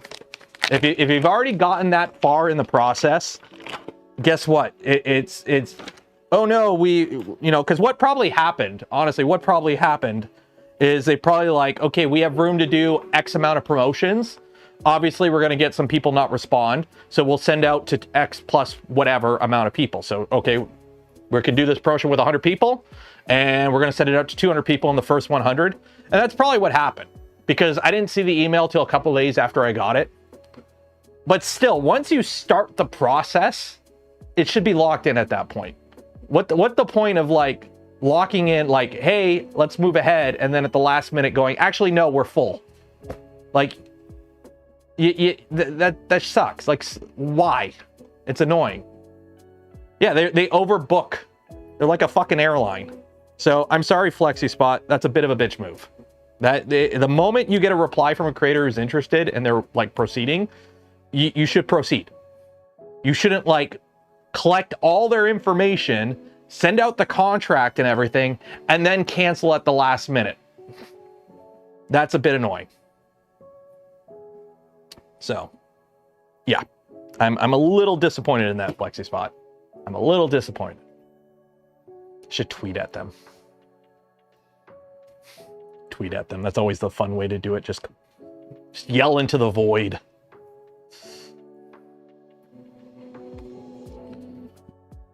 Which really sucks, because I needed a new computer chair. I actually do need a new computer chair, and I was going to do a video where I print a bunch of stuff for the computer room and feature the chair. Like, I had it all planned out. And then it's like, nope, son of a bitch. I am not happy.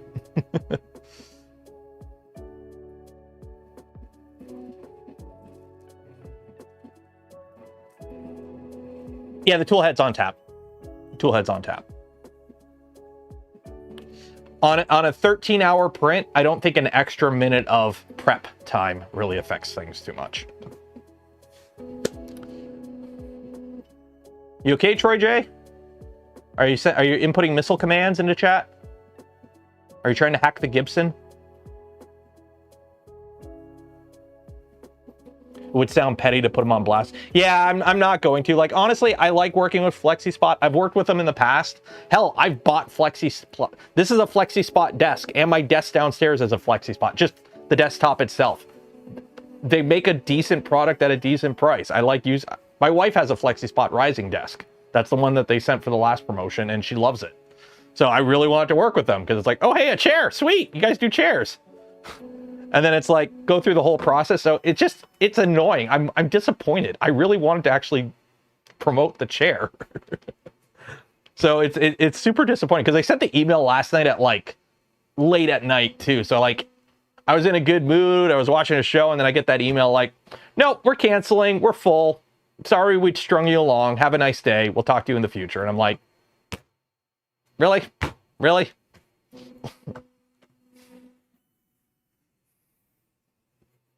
It's your cat. Who here remembers doing this? Who remembers doing that in chat? Let's do the promotion now. Well, I don't have a FlexiSpot AF link right now, so yeah. Which desk space do you have? I don't know. I did a video last year where I did the desk, or a year or two ago where I did the desk. This is a toolbox. This is a FlexiSpot desk on top of a toolbox. And then downstairs, it's a FlexiSpot desktop on top of just a shelf.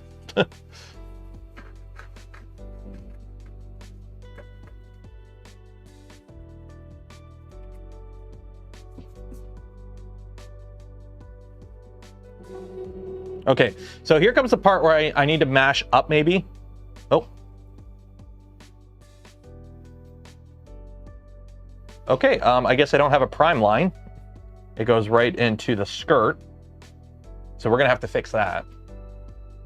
But that first layer is good. That first layer is good.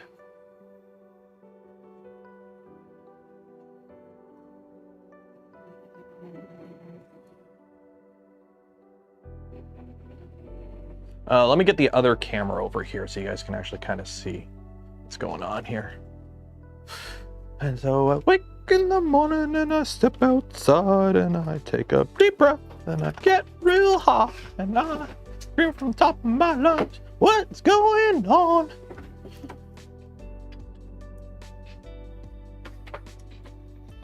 Where am I gonna put this? This is getting really annoying having multiple cameras. It's getting really annoying. You know what? I'm not setting up the other camera. It's getting really annoying having multiple cameras and multiple different setups. You are staying over here. I'm not setting up that other camera.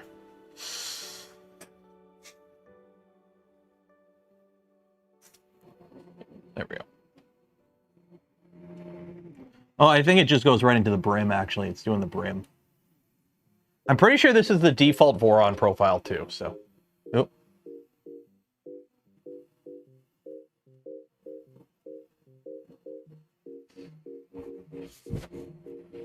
Oop.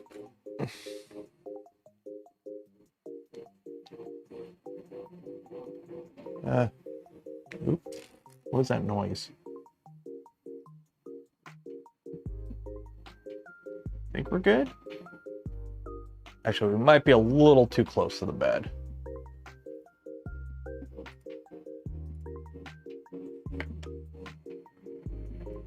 Okay. Oh, dang it. It has this, the brim isn't touching anything. I forgot freaking Orca, which is based on Prusa or Bamboo Studio. What's the point of having the brim not connect? Oh no, it does connect. It just does an inner layer first. That's weird. Okay, well, whatever. Need track lighting rail. Well, the problem is I have a camera on the other side of the garage for when we do stuff on the other garage. The problem is it's on a big tripod. So I have to bring it over here, but I have a bunch of stuff on the floor in front of me right now.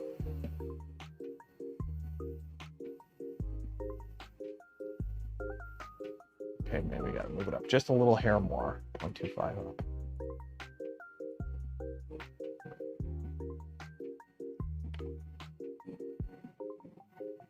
Also, I don't think we did a bed mesh, so it's probably using whatever the old bed mesh is. Act light. What is act light? What is act light? They have lights in here. I don't know what they're attached to, though. Act light. What is act? Oh, case light? Ah, there we go. Case light.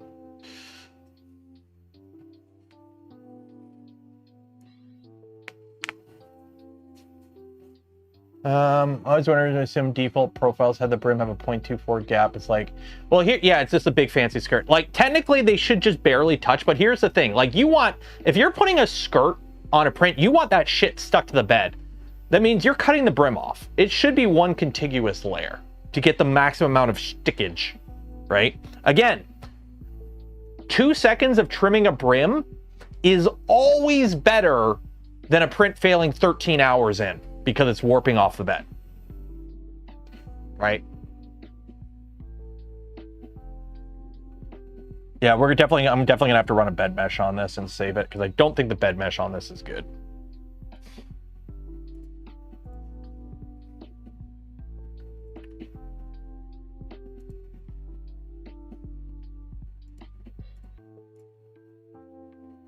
So disappointed the WB-57 crashed.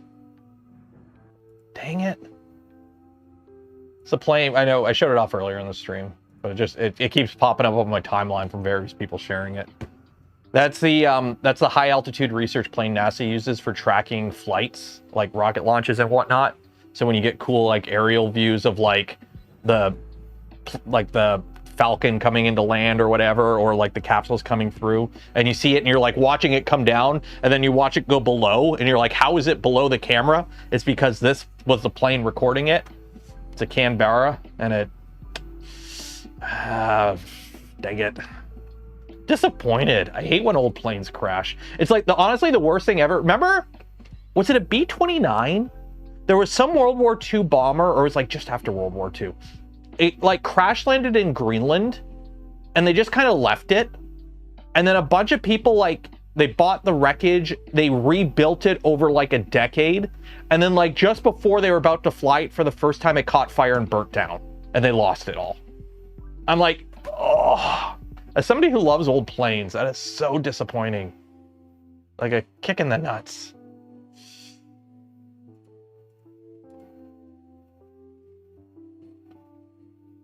Mechanical issues with one of our WV-57s rolling in a gear up landing at that response, and the crew is safe. That, as long as, like, let's be honest, as long as the crew is safe. Yeah, it was a gear up landing, so something mechanical happened.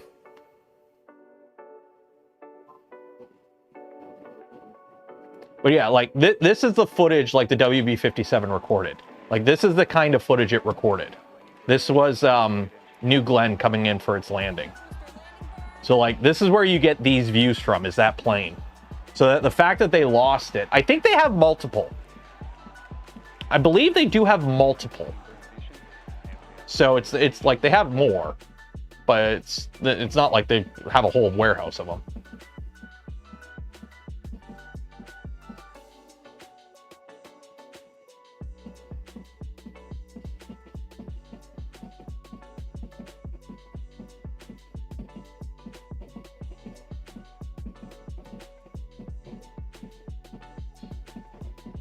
I know. Okay, the fan is the loudest thing on this, I will say. The fan is the loudest thing on this right now. I will say,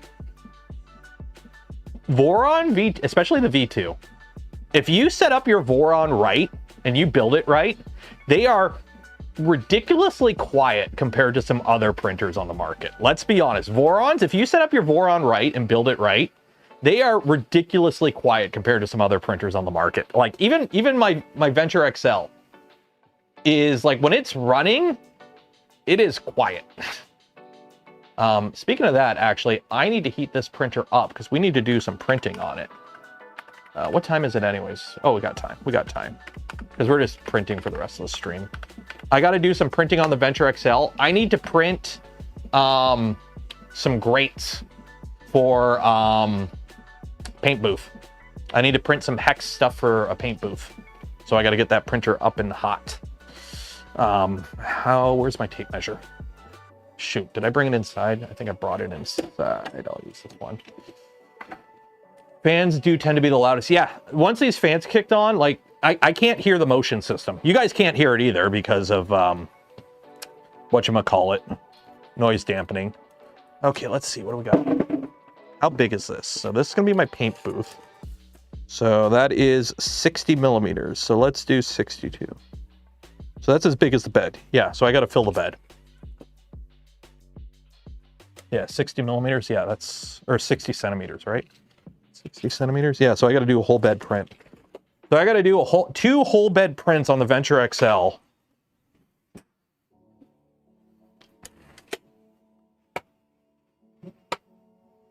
Prepare. Let's load up Venture XL. What printer do you have that tool head? Wait, what printer is it that you installed the tool head on from LDO? What do you mean the tool head from LDO? This is the Jabberwocky from LDO. This is a V2.4. This is my original V2.4 LDO kit from 3-4 years ago. Like, if you want to know when we built this printer,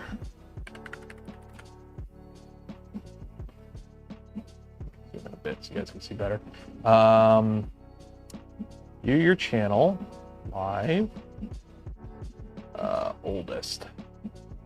Good God, these streams. When did we build this printer? When did we build this printer? So we built it after the V1.8. Okay, so we did build the V0 first. So we did build an LDO V0 first. Then we built a Physec Trident. Then we built another V0 with a Elector kit. This printer was built 3 years ago. This was a LDO V2.4 R2 kit. That's what it was. It was an LDO V2.4 R2 kit, and we built this in February of 2022 is when we started the build. So, back in the basement. Remember the basement, guys? Remember the basement? Remember when I had this set up for streaming? Somehow this stream has 138,000 views. Why does this stream have 138,000 views? Yeah. Back before I wore hats all the time. The good old days.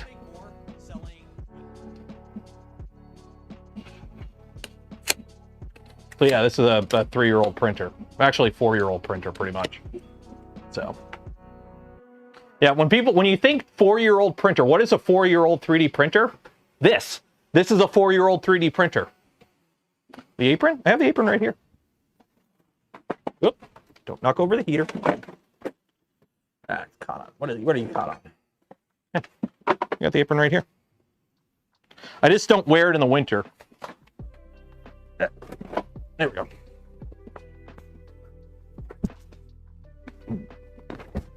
There we go. There we go. You happy?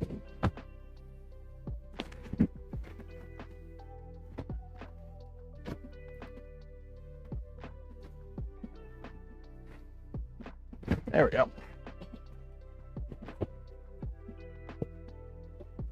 I gotta adjust it, but there we go. Got the apron. Ta-da!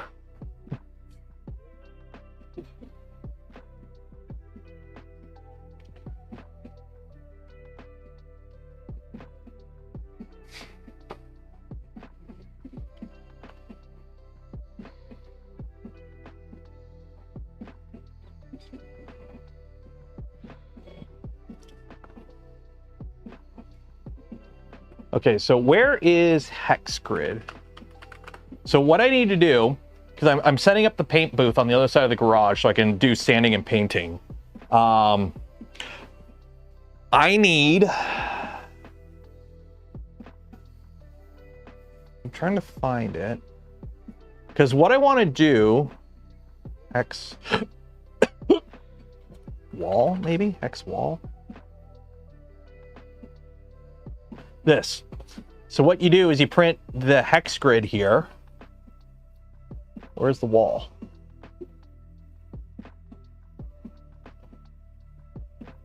Okay, where's the wall? Where honeycomb wall? Okay, here we go. So what I do is I print. I used to have one of these and then I lost it because I threw it out, I think. 218. Yeah. So I need like 300 by 300.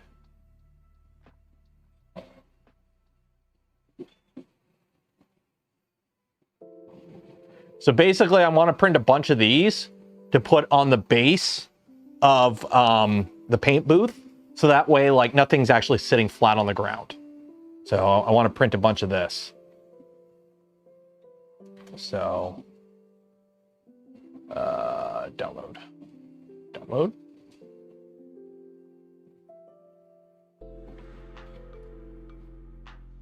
So what I'm going to do is I'm going to stretch it to 590. Oh, nope. Ah!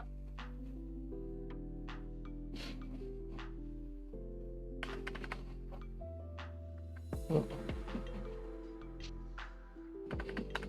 There we go. So I just need to print a bunch of these. And then this will be the bottom of the... Print 2 of these, put them side by side, and then this will be what the stuff sits on when it's getting spray painted. Put a slab on a slicer, use honeycomb infill, and get rid of the bottom and top layers. I do want it to be a bit robust. The problem with infill is only 1 layer thick. Like, infill is only 1 layer thick, right?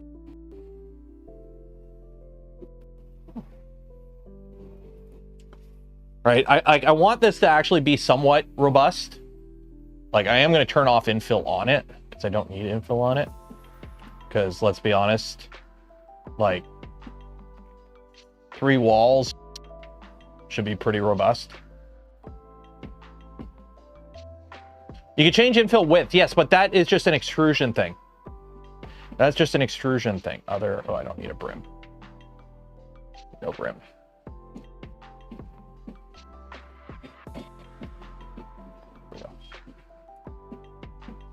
There we go. 12-hour print. Oof.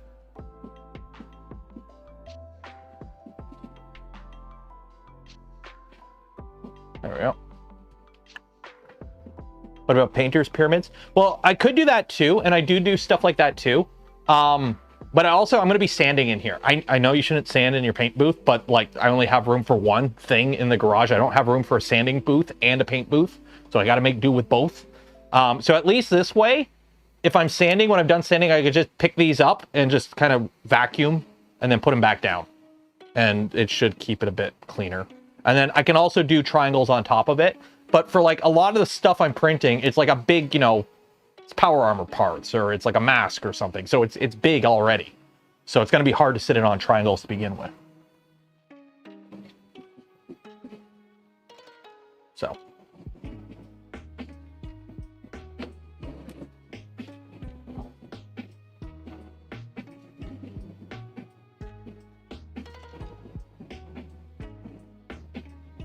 There we go.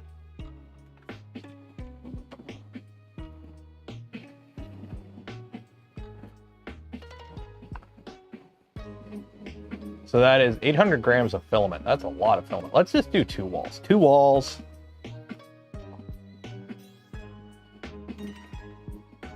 Two walls. 3 top layer, 3 bottom layer, no infill. Place.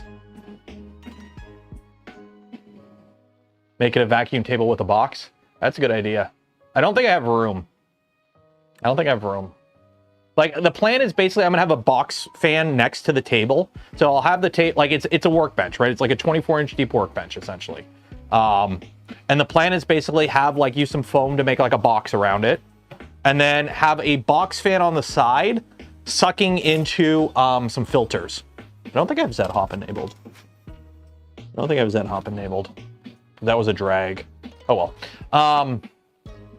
So that way, at least, like, the particulates get sucked into a fan. In the summer, I can crack the garage door open and I can vent it outside. But in the winter, it's negative 20 out. So, probably don't even need bottom layers. You're right. I probably don't need bottom layers, but I do want it to be somewhat kind of strong. We'll do 2 bottom layers. I mean, we'll do 2 bottom layers. 2 bottom layers, 3 top.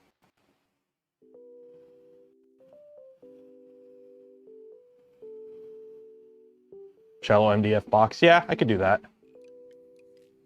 Just drill a bunch of holes. There you go. 600 grams. It's for the aesthetics.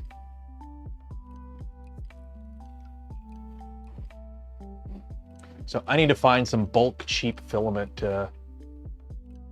I mean, I could do it in PLA. Actually, I can't. I'm going to do it in PETG because I have a bunch of random PETG I got to use up. And also, yeah,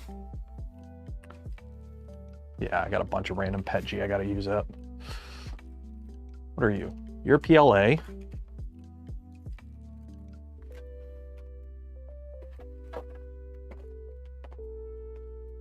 Because I need to get, like, stuff ready to finish the power armor. I got to get stuff ready to work on the astromech. I need stuff. What are you? You're Fibron. You're PLA. Why do I have so much PLA all of a sudden? PLA. Where are you? PETG. Oh, I'm not wasting you. You're the good shit. Polylite ABS. Polylite PETG, but you're empty. Am I that low on... Am I actually low on PETG? How am I low on PETG? How?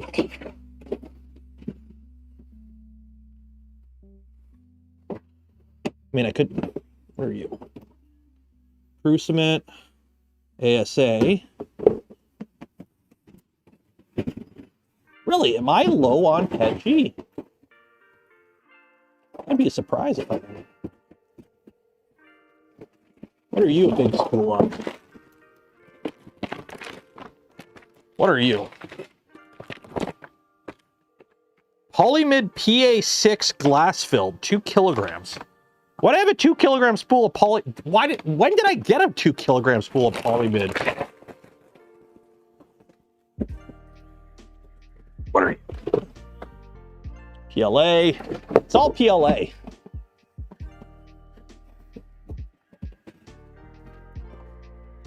Okay, I'm actually gonna have to look. I think I got some downstairs.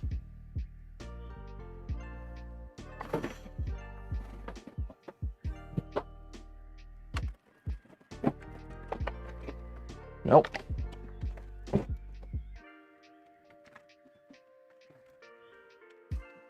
Yes. I mean, I could do it in PLA. I just want to do PET G because machine in the winter. Use cope. Let me see what I have downstairs. I could have sworn I have some 2 kilogram spools somewhere. Let me see what I got downstairs. See what I got downstairs. Like, I do have cope. Let's see. What do we have? What do we have? What do we have for PET G that I can... The thing is, like, I want to use, like, waste PET G. I don't want to use good PET G. I want to use, like, some old shit that I don't really care about because it's, like... There's so much ABS. I mean, I know why I have a lot of ABS, but... You know what? There we go. Polylite. There's a polylite. There's a bunch of polylite. And then in here, oh, here's where it all is. Okay, here we go. Here we go. Yellow, yellow, yellow works. Yellow works. Nobody cares about yellow.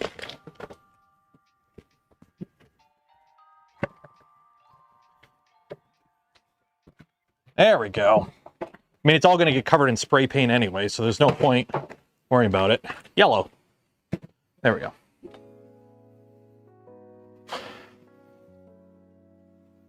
At a Discord channel. I've been meaning to. What I need to do is set up a freaking website properly. I need to set up a proper website at some point. What's the infill? No infill. It's just all walls.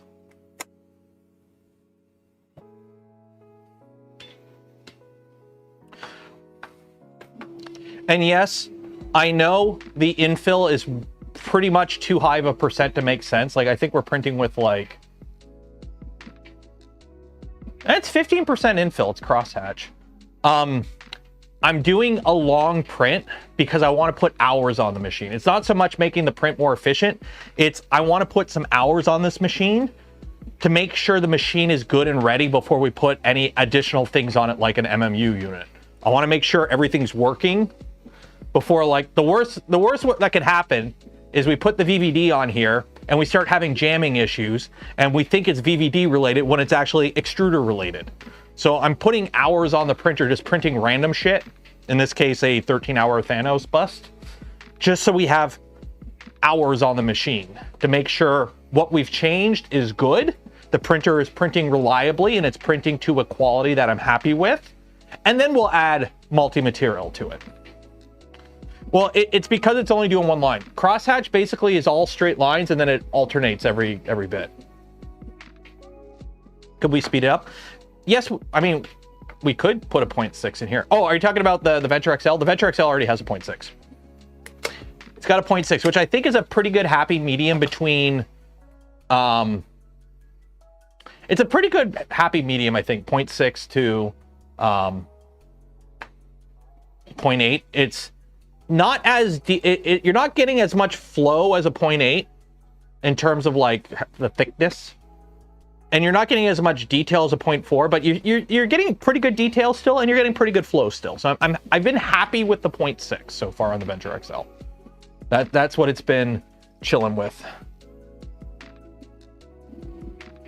Okay, 85, 5. And we turn that fan on because we got to get this chamber hot. We got to get things heated up in here before I can print. That printer cannot print when it's cold. It does not like it. So, Paint Booth X. Yeah, it's got a 0.6.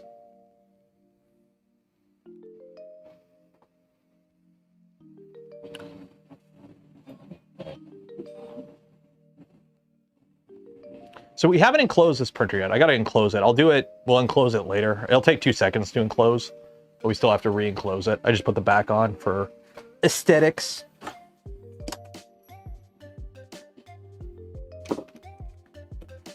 We'll be using different SD cards with different configs for BT and VVD. Nope. It's Clipper. I'll just have all the VVD stuff in one config file and all the box drill stuff in another config file. And I'll just, you know, comment them in or out if I'm switching between them. So I'll just like include or not include whatever one is needed. So it'll be, I won't need different SD cards.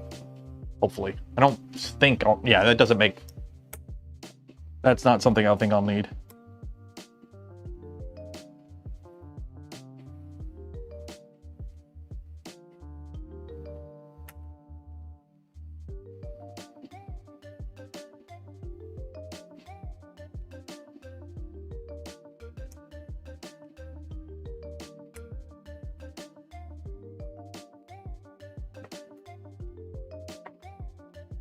You might have to install or uninstall. Oh shit. Yeah.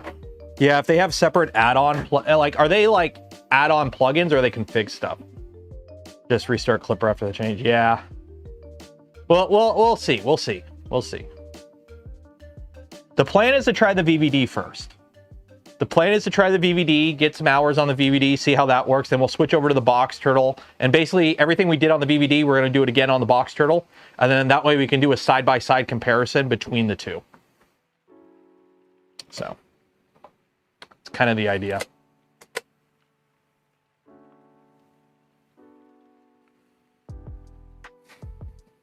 And then don't forget, at the end of stream, we will be doing a giveaway. I'm probably going to end the stream around 4:30 today, so in about half an hour, just because we got some stuff tonight and I gotta head out, and I don't like being time crunched, so we're gonna end the stream at 4:30 today. So you got half an hour to enter for your chance to win some polymaker filament. Link in the video description. Go enter for your chance, because you want to win some stuff, don't you? Everyone wants to win some stuff. Actually, I do have some, you know what? I have blue Petchi on here already. I'll leave that on. I'll just do a filament transition at some point.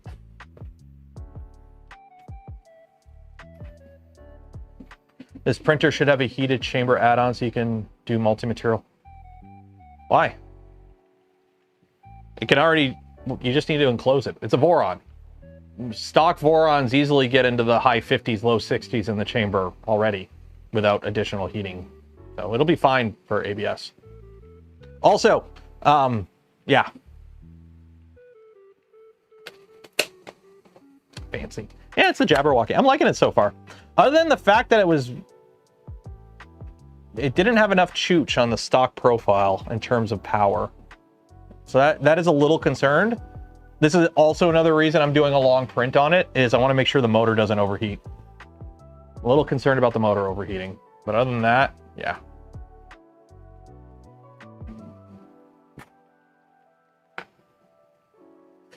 Oof. If you know, you know.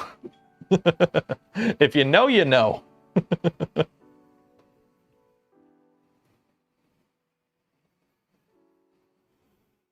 evening from Switzerland. Guten Abend. Guten Abend. Right, don't like a good chunk of people in Switzerland speak German? I don't know any Swiss. Or is it French? Bonsoir.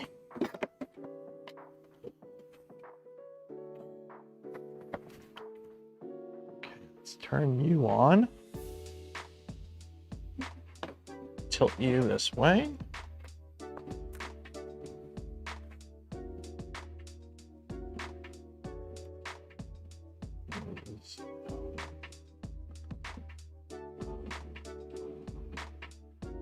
There we go. Ready? Oh yeah. Bubble cam.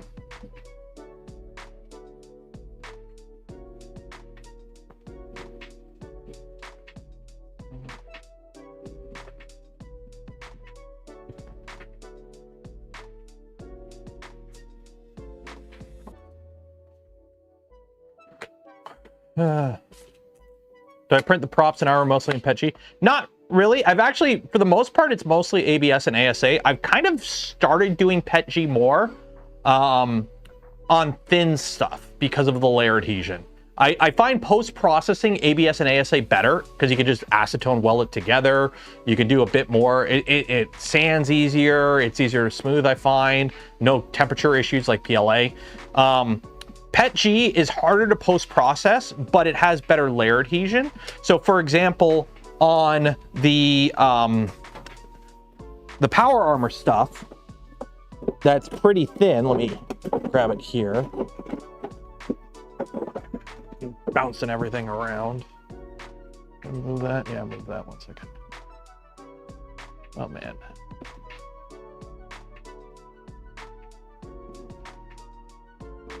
Move the camera. Shoot. Move the camera 1 second. 1 second. Move the camera. Like stuff like this. This is the backpack for the T45. It's pretty thin and it's pretty long, and I don't want it breaking, right? So PETG on these thin parts, pretty good layer adhesion and a bit of springiness to it. So it has that advantage. Okay, let me fix this stupid thing.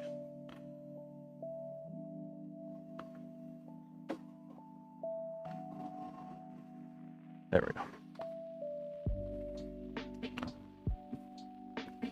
There we go. Ah, dang it. I gotta fix that. It's like I had it all set up and then I accidentally bumped it.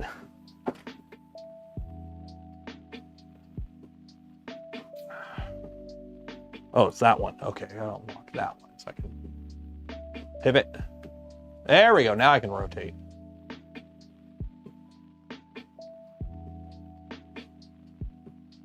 There we go. That'll do. Good enough. I will say that's a pretty smooth surface finish.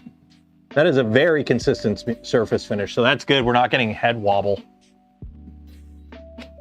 MarchCon in Toronto. I probably will not be going. Here's the thing. I live in Windsor. I'm down in Windsor, right? So like if I want to do anything with cosplay, I've brought my Mando suit, my Mandalorian suit. I've brought that to 3D Printopia twice, I think. Once or twice, I can't remember. And I've worn it for Halloween, but I haven't gone to any conventions with it. Same with the power armor. I'm building it because I kind of want to, and I think it's really cool to have a set of T45 power armor because shit's cool. Maybe, I don't know.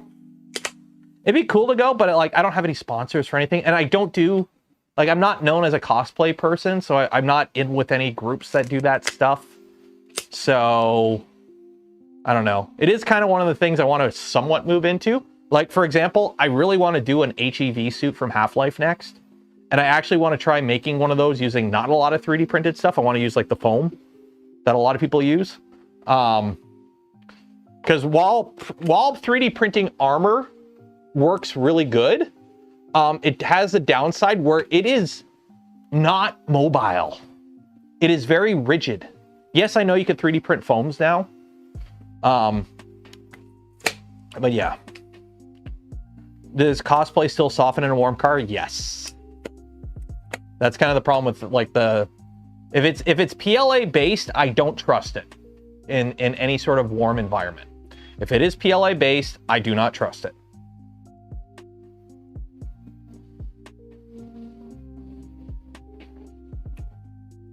Easy to take the train. Yeah, but I'm not taking the train with a full set of T45 power armor up to Toronto. Also, the times suck for the train. It's like you have to get up at like 6 in the morning.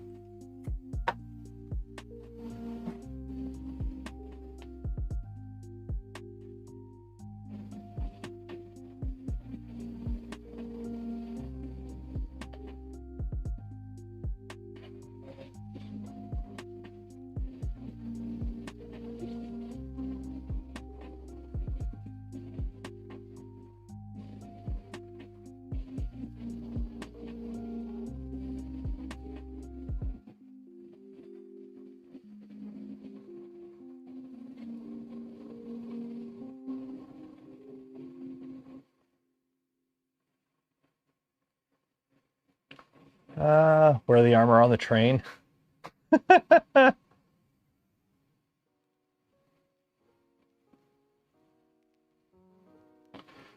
I mean, it'd probably be safer to do it up here than down there.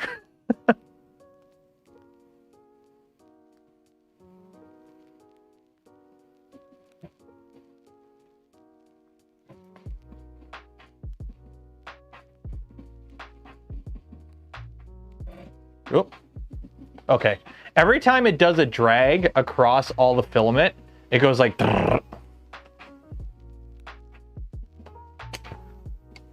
USB camera thing, have you considered going HDMI to something like an Atem Mini plus capture card? For, like, are you talking for Twitch? I would have to, like, I could do that. That's how all these are. I have a HDMI capture card in this computer. Downstairs, I use, on the streaming setup downstairs, I use, like, this is a Sony a6300. This camera and this camera are Canon Vixia cameras. Downstairs, the main camera is a Sony a5100. The overhead camera is an EOS M200, I believe, for overhead. It's just my computer in my streaming room, or my computer in my computer room upstairs. I have an Elgato face cam, which is a 1080p webcam. Considering most of the time, if you're seeing me on the stream, I am this big down in the corner of the screen. I'm like down here, this big. It's good enough. It's just, for some reason, it's got this weird issue where it just kind of hiccups. Where like the camera will be like, as I'm moving it around, it'll just, for a second, it'll just like, as I'm talking, it'll just freeze up for a second. And I don't know why it does it, but it just does it. So I'm hoping it's just like a USB cable issue where it's like I'm using a USB 2.0 cable on a USB 3.0 port type thing. So I bought a 5 gigabit Ugreen USB cable. I'm going to try swapping. See if that works. But yeah, like the Aptim Minis and whatnot, I don't need an Aptim Mini because I just put capture into the computer and then I'm using OBS with a Stream Deck to control everything. So I don't need an Aptim Mini or anything like that. So upstairs, I literally just have an 8 keyboard or an 8 button macro board that I use for switching scenes. I only have like 4 scenes on the streaming computer upstairs. It's like waiting screen, main screen, playing a game where I minimized, so desktop capture, and then whatchamacallit, like zoomed in, and then mute, unmute. So it's a very, very simple setup for streaming upstairs, which I like it that way. Keep it simple. Keep it simple.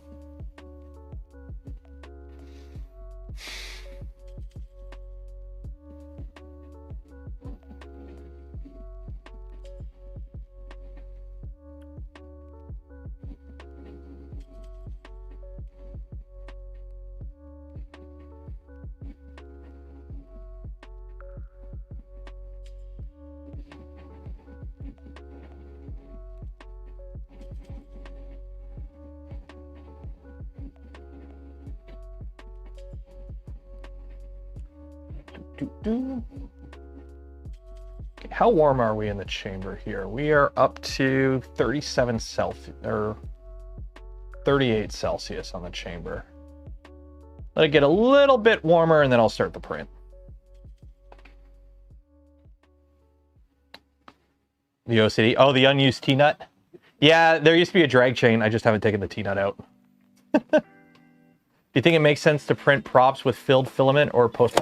It depends. I have my entire astromech. The entire body for the astromech that I printed is all CF PET G.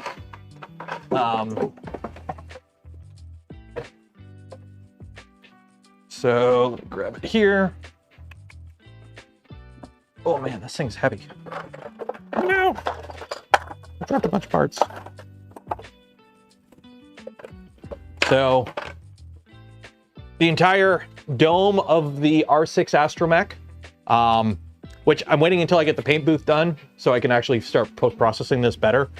This is all Polymaker, Polymaker RCF08 PET G. So this was all one piece. And then the body itself is printed out of the same material. So this is RCF08 PET G. I don't know, probably like 8 kilograms of it here. So yeah. This is all RCF08 PET G. It's all waiting on post-processing. Because unfortunately, I need a paint booth to do that, and a sanding booth, and something to collect all the dust and everything. So.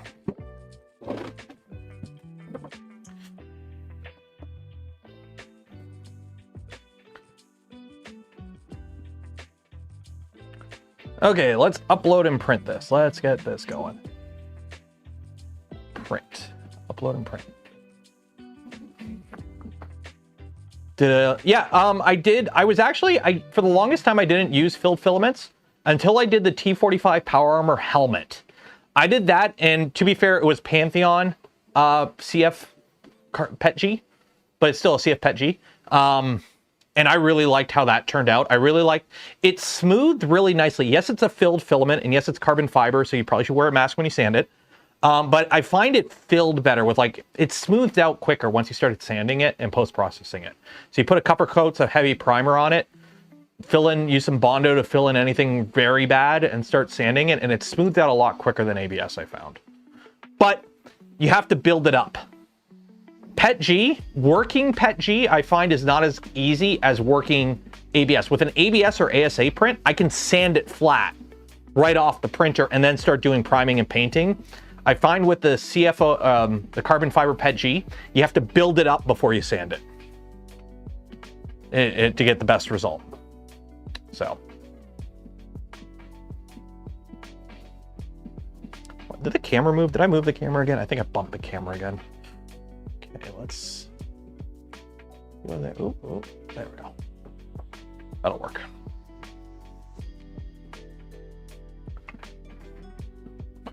R4K5 over to a BT1. Nice. Yeah, the Astromech droid is going to be the hopefully the big project I start after the Power Armor. So I'm just hoping. The problem is I was planning to do it a lot sooner, but the reception to the Gundam build didn't go as well as I hoped. I put a lot of work into that Gundam build series last year, and it got no views. 3 months of basically printing non-stop, and quite a bit of time. And I think the most viewed video on the Gundam build is 7,000 views or something like that, which is nothing. So I was a bit disappointed. It kind of bummed me out. It's really annoying when you spend a bunch of time working on a video and put it out and it does shit. And then you just put out a video where you just turn on your webcam and go, oh my God, the government's going to take your 3D printer. Panic, panic, panic. And it billions of views. I don't even think I put that video out. I think I just ranted a bit it on stream. Yeah, see, PLA turns to sand when you start, or turns to goop when you start to sand it.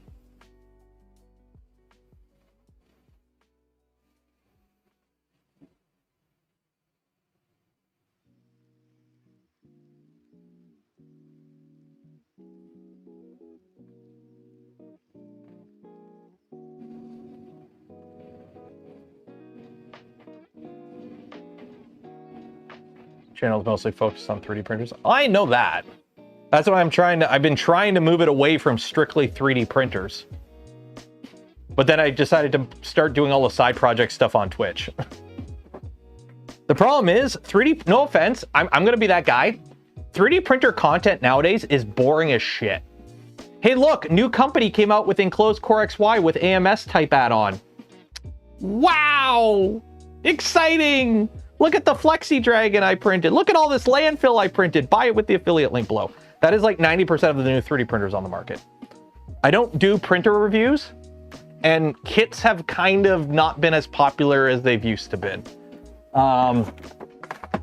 The market for the how people consume 3D printer content has changed, and I'm not a fan of I don't like that kind of content. I don't like making that kind of content.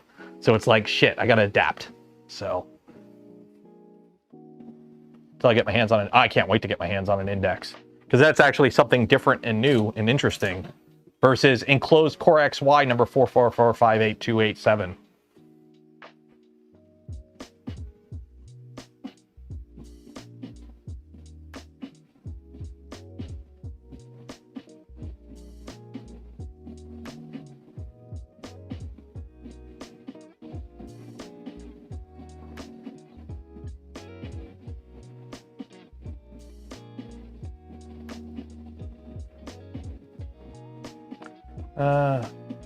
Still how to do things.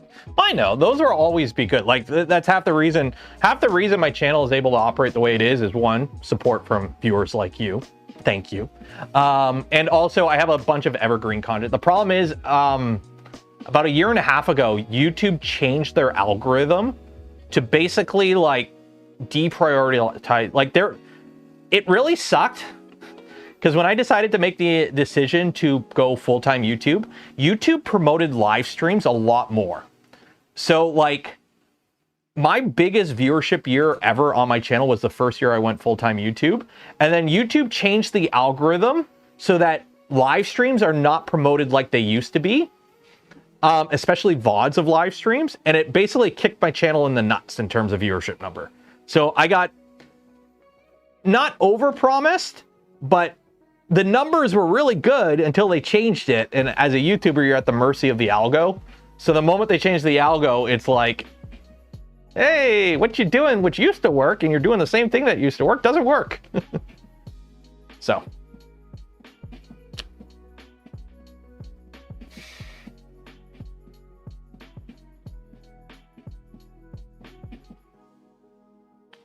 Zoom for live streams. Yep. It's because, honestly, YouTube is promoting slop now. YouTube is like shoving AI tools down our throats as creators. Basically, like there's like now tools where it's like, hey, you can make, you can use AI to generate your own content now. And it's like, no, fuck off with that clanker shit. But like, that's what they're promoting right now. The algo is tuned towards slop and I hate it. So like long form content, like what I do, just doesn't really catch. Like, that's why, like, some of the most viewed videos on my channel are live streams. But now live streams, after the live stream is over, I'm lucky to get a couple thousand views on the live stream. So. Posted schedule. My schedule for streams hasn't changed in years. Tuesdays and Fridays, either 11 a.m. or 2 p.m. Eastern, depending on my wife's schedule. It's 2 weeks of one and 2 weeks of the other. So we just started 2 weeks of 2 p.m. streams on Mondays and Tuesdays, or Tuesdays and Fridays. So it'll be this week and next week. And then it'll be 2 weeks of 11 a.m. streams, Tuesdays and Fridays. And then an 8 p.m. Saturday night stream. That has been the schedule for like over 3 years now. It hasn't changed. Sometimes the start time shift half an hour during the summer. Sometimes the end time shift. But that is the schedule. That's always been the schedule. And then that's also why I join the Discord. I do alerts when I go live too on the Discord.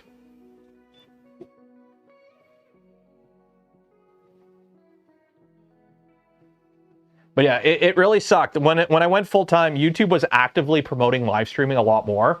So my channel was doing a lot better. I used to pull like 300 to 500 people per live stream. And now we sit at the 200 to 300 usually. Sometimes more, sometimes less. It is what it is. But like YouTube basically like decided to just deprioritize live streaming on their platform a while ago, and they haven't really pushed it since. So it really sucked when you're doing the mental math. It's like, yeah, I could do full-time YouTube as a live streamer. These are the numbers I'm pulling. Everything works great. And then YouTube just changes the algorithm and it's like, yeah, that shit not getting promoted anymore. Good luck. And you're like, I already quit my job. So.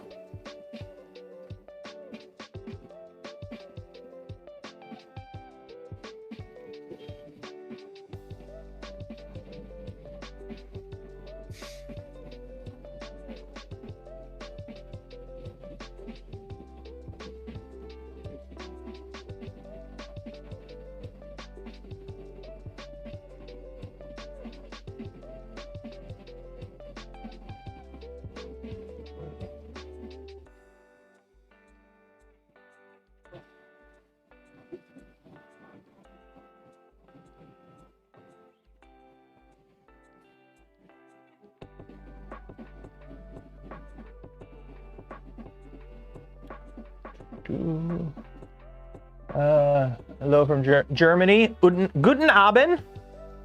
Guten Abend. What are we doing? Oh yeah, it's heating up. So we are going to be doing the giveaway in 9 minutes. If you haven't entered for your chance to win some Polymaker filament, link in the video description. Enter for your chance. If it's called the Jabberwocky, why is there a dragon on it? What does a dragon have to do with the Jabberwocky? What does a dragon have to do with a Jabberwocky?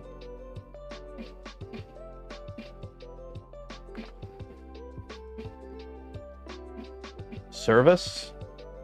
I like some Harry Potter shit. Alice. Alice in Wonderland. I know it's Alice in Wonderland. I didn't know there was a dragon in Alice in Wonderland. Service? What is service? Service is a credit unit. Service, Alice in Wonderland. Frog servant? Service is Bavarian for hello. Oh! Alice in Wonderland was a dragon. Okay, so what is Alice? So what is a Jabberwocky? I thought it's Jabberwocky. Oh, it is a dragon. It's a famous nonsense poem by Lewis Carroll featured in Through the Looking Glass, which is the sequel to Alice in Wonderland.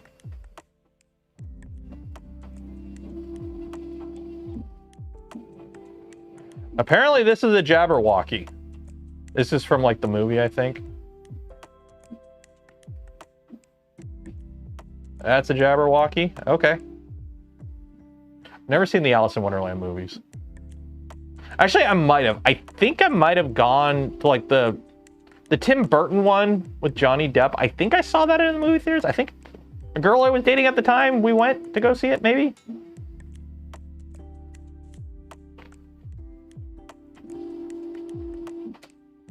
How am I doing the filament holders on the Stealth Changer? We'll probably just have spools on the side. It's only going to hold 4 spools. So what I might do is just do 4 spools on one side or 2 on each side. Well, we'll probably keep it pretty simple. I might do some sort of roller holder, either above or below it. But it's probably going to be on the side. It's probably going to be on the side. They're separate books. I'm sorry, I don't know the lore of Alice in Wonderland. I just know it's trippy AF. Oh, that's what that noise is. That's that printing. Yeah, but aren't they like, I know they're separate books, but don't they take place in like the same, isn't it a cinematic universe?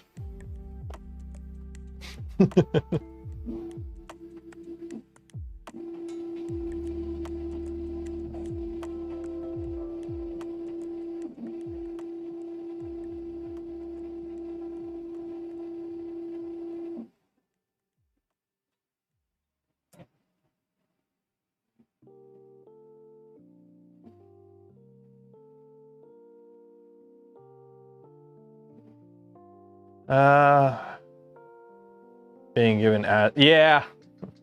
Side mount the VVD because I don't think you can mount the VVD sideways. I don't think it mounts sideways. It'd be kind of cool if you could do it cassette style, like load them in as a cassette. That'd be kind of cool. I don't think it would work though.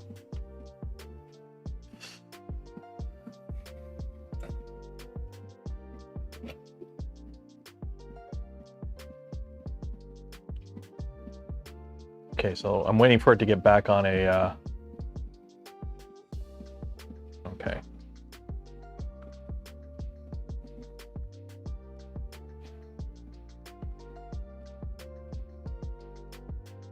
Oh, the motor is not warm at all. Like, it's warm, but it's just warm.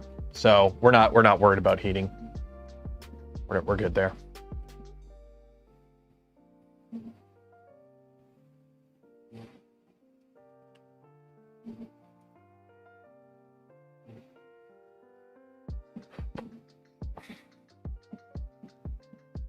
You ever make printing adjacent stuff like the Vox Lab enclosures or whatnot? Not really. I use my printers pretty much as they come for the most part. Like, I don't really do a lot of mods on printers. I'll do functional mods if I need to. But for the most part, like, I use them as they come. Like, this printer right here is like almost a 4-year-old V2. The only thing I did on it was swap out the tool head. To like, because it came with an afterburner, and now we have it was a stealth burner, now it's a Jabberwocky. But like, literally these parts on it that you're seeing are 4 years old. If it's red, or gray on this printer, it's a 4-year-old part. I've had to replace some parts due to just age. But yeah, it's a 4-year-old printer. To the Prusa project. It's in a box over there. The problem with the Prusa project, there never was a manual for it. I was waiting for a manual to come out. There is no manual. There's a CAD file and there's a bunch of videos. So building it on a live stream following a bunch of videos would be a nightmare. Because it just, like me watching a video while you watch me watch a video it's not good content. So I was like, how the heck am I gonna, so I waited on a manual and the manual never came out and then I just started doing other stuff. That's basically what happened to it. It is still on the list. It's literally all sitting in a box right there. I just gotta do it. What would be their advantage? Scaron? So here's the thing. I'm going to touch on this when I do the video on the Delta Flyer. I've been printing stuff on the Delta Flyer. That's probably going to be either this week or next week's video on the channel. The nature of kits in 3D printing has changed because I've talked about this on stream before. For the longest time, if you wanted a relatively budget-conscious, enclosed, high-performant Core XY machine, or any just an enclosed machine, you pretty much had to buy it or build it. Because at the time, the majority of the 3D printer market was basically just shitty Ender clones, right? Or just open frame design. So if you wanted an enclosed machine that could print ABS reliably at decent speeds, there really wasn't a lot of options unless you wanted to spend a bunch of money. You had to buy like an Ultimaker, a MakerBot, or any other higher priced machine. Like it wasn't that, or you had to, you know, risk it on like some more niche brands with quality control issues, like some Cheaties, like Cheaties from a few years ago. So if you wanted that machine, you had to basically either spend a bunch of money or build it. And there were people that didn't care how they got the machine as long as it was in their budget and they got it. So they were willing to build the machine because there was no other option. Nowadays, you could just walk into a Micro Center and walk out with a $300 Centauri Carbon and it'll do whatever, you know, this does. Like a 250 Voron on paper, like a stock 250 Voron Trident does pretty much everything a Centauri Carbon does on paper. And for the average user, you're probably not going to notice the difference. The difference you get with a Voron, this is a 4-year-old printer that we've now changed out the tool head and we're going to be putting a multi-material system on. I don't think you're going to find many printers from 4 years ago with that sort of adaptability, right? That's the advantage you have with like a Voron or whatever. It's like you have full control of what you're doing with that printer. We could put an index on this. I have a Trident that's older than this. The Trident that we're putting an index on is older than this printer, and this is a 4-year-old printer. We're just going to put an index on it. Why not? We can. That's what you get. The problem is not everyone wants to do that anymore. A lot of people just want the product. They don't care how they get the product, and if they could just buy it, they're willing to buy it. That's why I'm kind of happy for kits like the Delta Flyer, like the Rook. They're not the cheapest kits in the world because, you know, everything's going up. Yay, inflation. Stock up on your Mad Max leathers and your gasoline because everything's going to shit. But anyways, those kits, I think, are kind of, I don't want to say the future of 3D printer kits, but they're good kits for those that already have functional printers and they're looking for more of the fun of building the kit more so than the printer that comes out of the kit. Because you can, again, just buy a $300 Centauri Carbon that'll do way more than a Delta Flyer can do. It could do way more than a Rook can do. It's much more inexpensive than a Trident kit. And for the majority of people, it's just as good.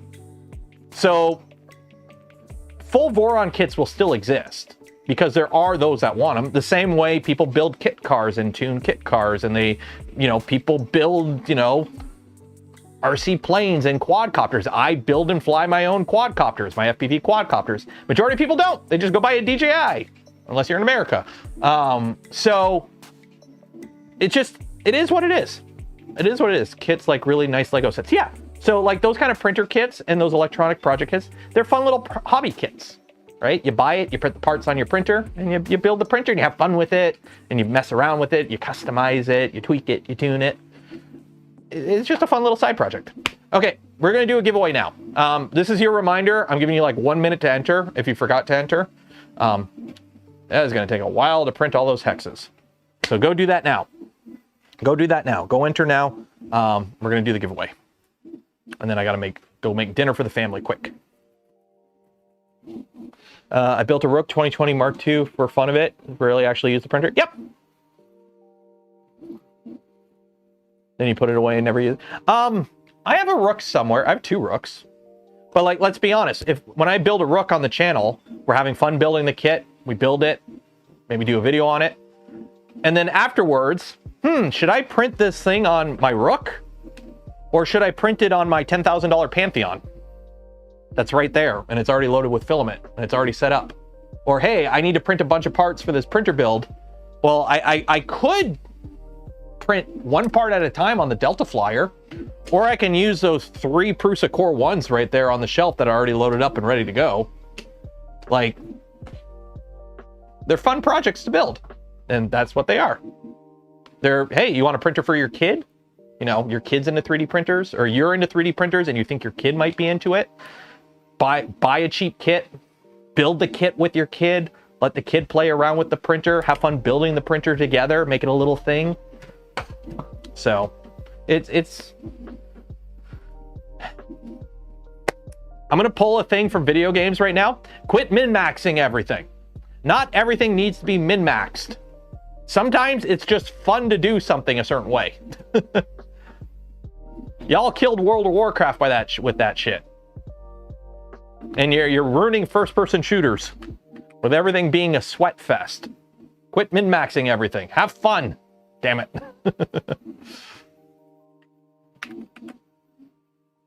File, save. Marbles on Steam. Yeah. So yeah, sometimes it's about the journey.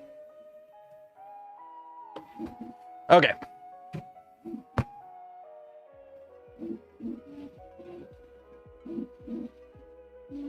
Think you use the little printers more if they're already set, loaded, and ready to go. I have used some of my V0s a couple times.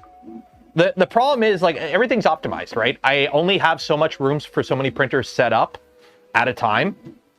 And it makes more sense for me to have, you know, a Mark IV in an enclosure, Core 1, Core 1, Core 1L, this guy, and a resin machine, and then Trident with a tube, Pantheon, and the Venture XL. Those printers set up does everything I need to do in the garage.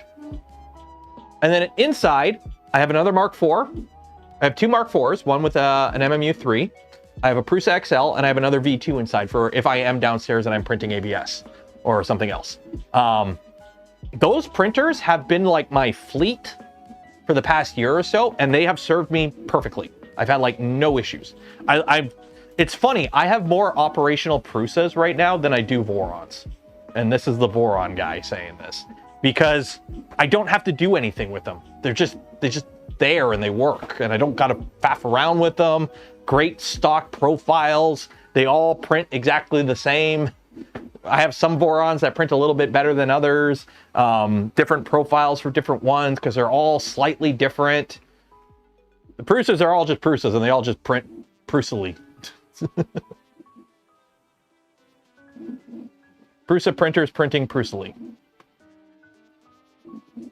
Okay, 284, random, bots, 284, play.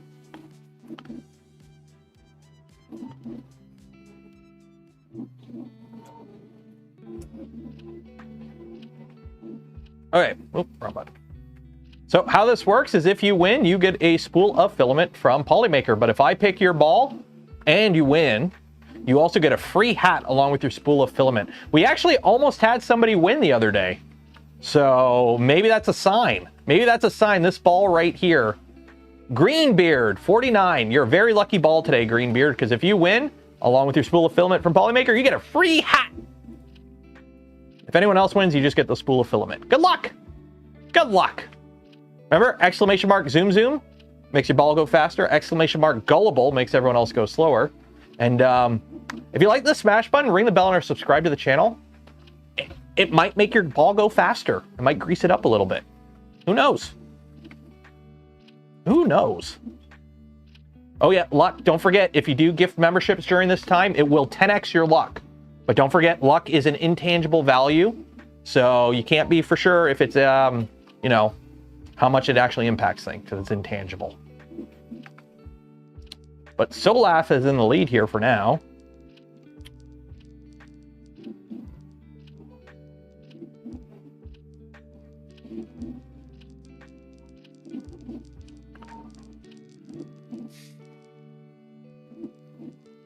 I actually had someone comment once that they like spammed Zoom Zoom. And it's like, I spammed Zoom Zoom and I lost. And I'm like, you do know it doesn't actually do anything. Shark power for the win. We're not playing Baldur's Gate 3, buddy. We're not playing Baldur's Gate 3. Also, if it was shark power, that would just be missing constantly, wouldn't it?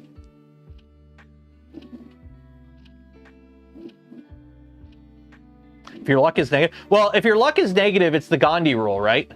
In Civilization, Gandhi was the most peaceful NPC or person you could play against. But at a certain point in the game, everyone's peacefulness drops by a certain amount. And since Gandhi's was already so low, it causes like an overflow error. So it comes to the max and then he just starts nuking you. Okay, Shikaro. Shikaro. Congratulations. You have won yourself a spool of filament from Polymaker. Let me pull you up in chat here. Control F. Shikaro, there you are. So you will get an email from me after the stream ends with information on how to collect your spool of filament from Polymaker. Everyone, golf claps in chat. Golf claps in chat. So don't forget, click one of the links below and go check out Polymaker. They do sponsor a spool of filament every stream for these giveaways. And if you do want to stock up on filament, I know the best time is always on a sale, but the second best time to stock up on a filament is right now. Because, let's be honest, prices ain't ever going down. So if you do want to pick up some filament, check out some Polymaker filament. Link in the video description. Help support the channel. Content I create, things I do. While you're down there, don't forget to like the smash button, ring the bell, subscribe, and hey, check out some other stuff like Gamer Subs. Use code Canuck. Save some money. Code Canuck also works on Vision Miner, Luke's Lab, and Gloop, 3D Gloop. I really got to set up a website for getting all those links and everything set up. I keep delaying it. Where is my thing? There it is. Okay, I'm sending off the email. So I will post pictures of this print once it finishes. Why do I have an email from LTT store? Oh, just shirt merch. So yeah, so when this print finishes, I'll share pictures of it on the social medias and the Discord and whatnot. If all goes well, the next time we're playing around with this printer, we'll be putting a VVD on it. Also, don't forget, this Friday, I'll do a ping in the Discord to remind you all. Join the Discord. In the Discord, there's a channel called Look What I Printed. The last Friday of every month, we'll be going through that Discord channel and looking at the stuff you guys have been working on over the past month, right? It's a chance for you to do self-promotion. If you design something, feel free to share that shit. It's a self-promotional idea getting type stream. We did one at the end of last year as our New Year's Eve stream. I had pretty good response. People seem to like it, so we're making it a monthly thing. So every month we're going to be doing that. So check that out. Did I fill out the form right? I think I filled out the form wrong here. I will have to redo that.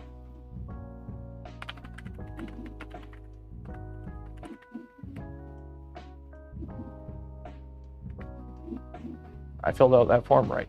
No, I sent the wrong email. Okay, well, somebody got an email. Oops. So anyways, so we're going to call it there. Shout out to Polymaker for the spool of filament, as always. Shout out to LDO Motors for providing the Jabberwocky toolhead kit that we did use for this rebuild series, and I guess this kit 4 years ago. Buy some merch, link in the description as well.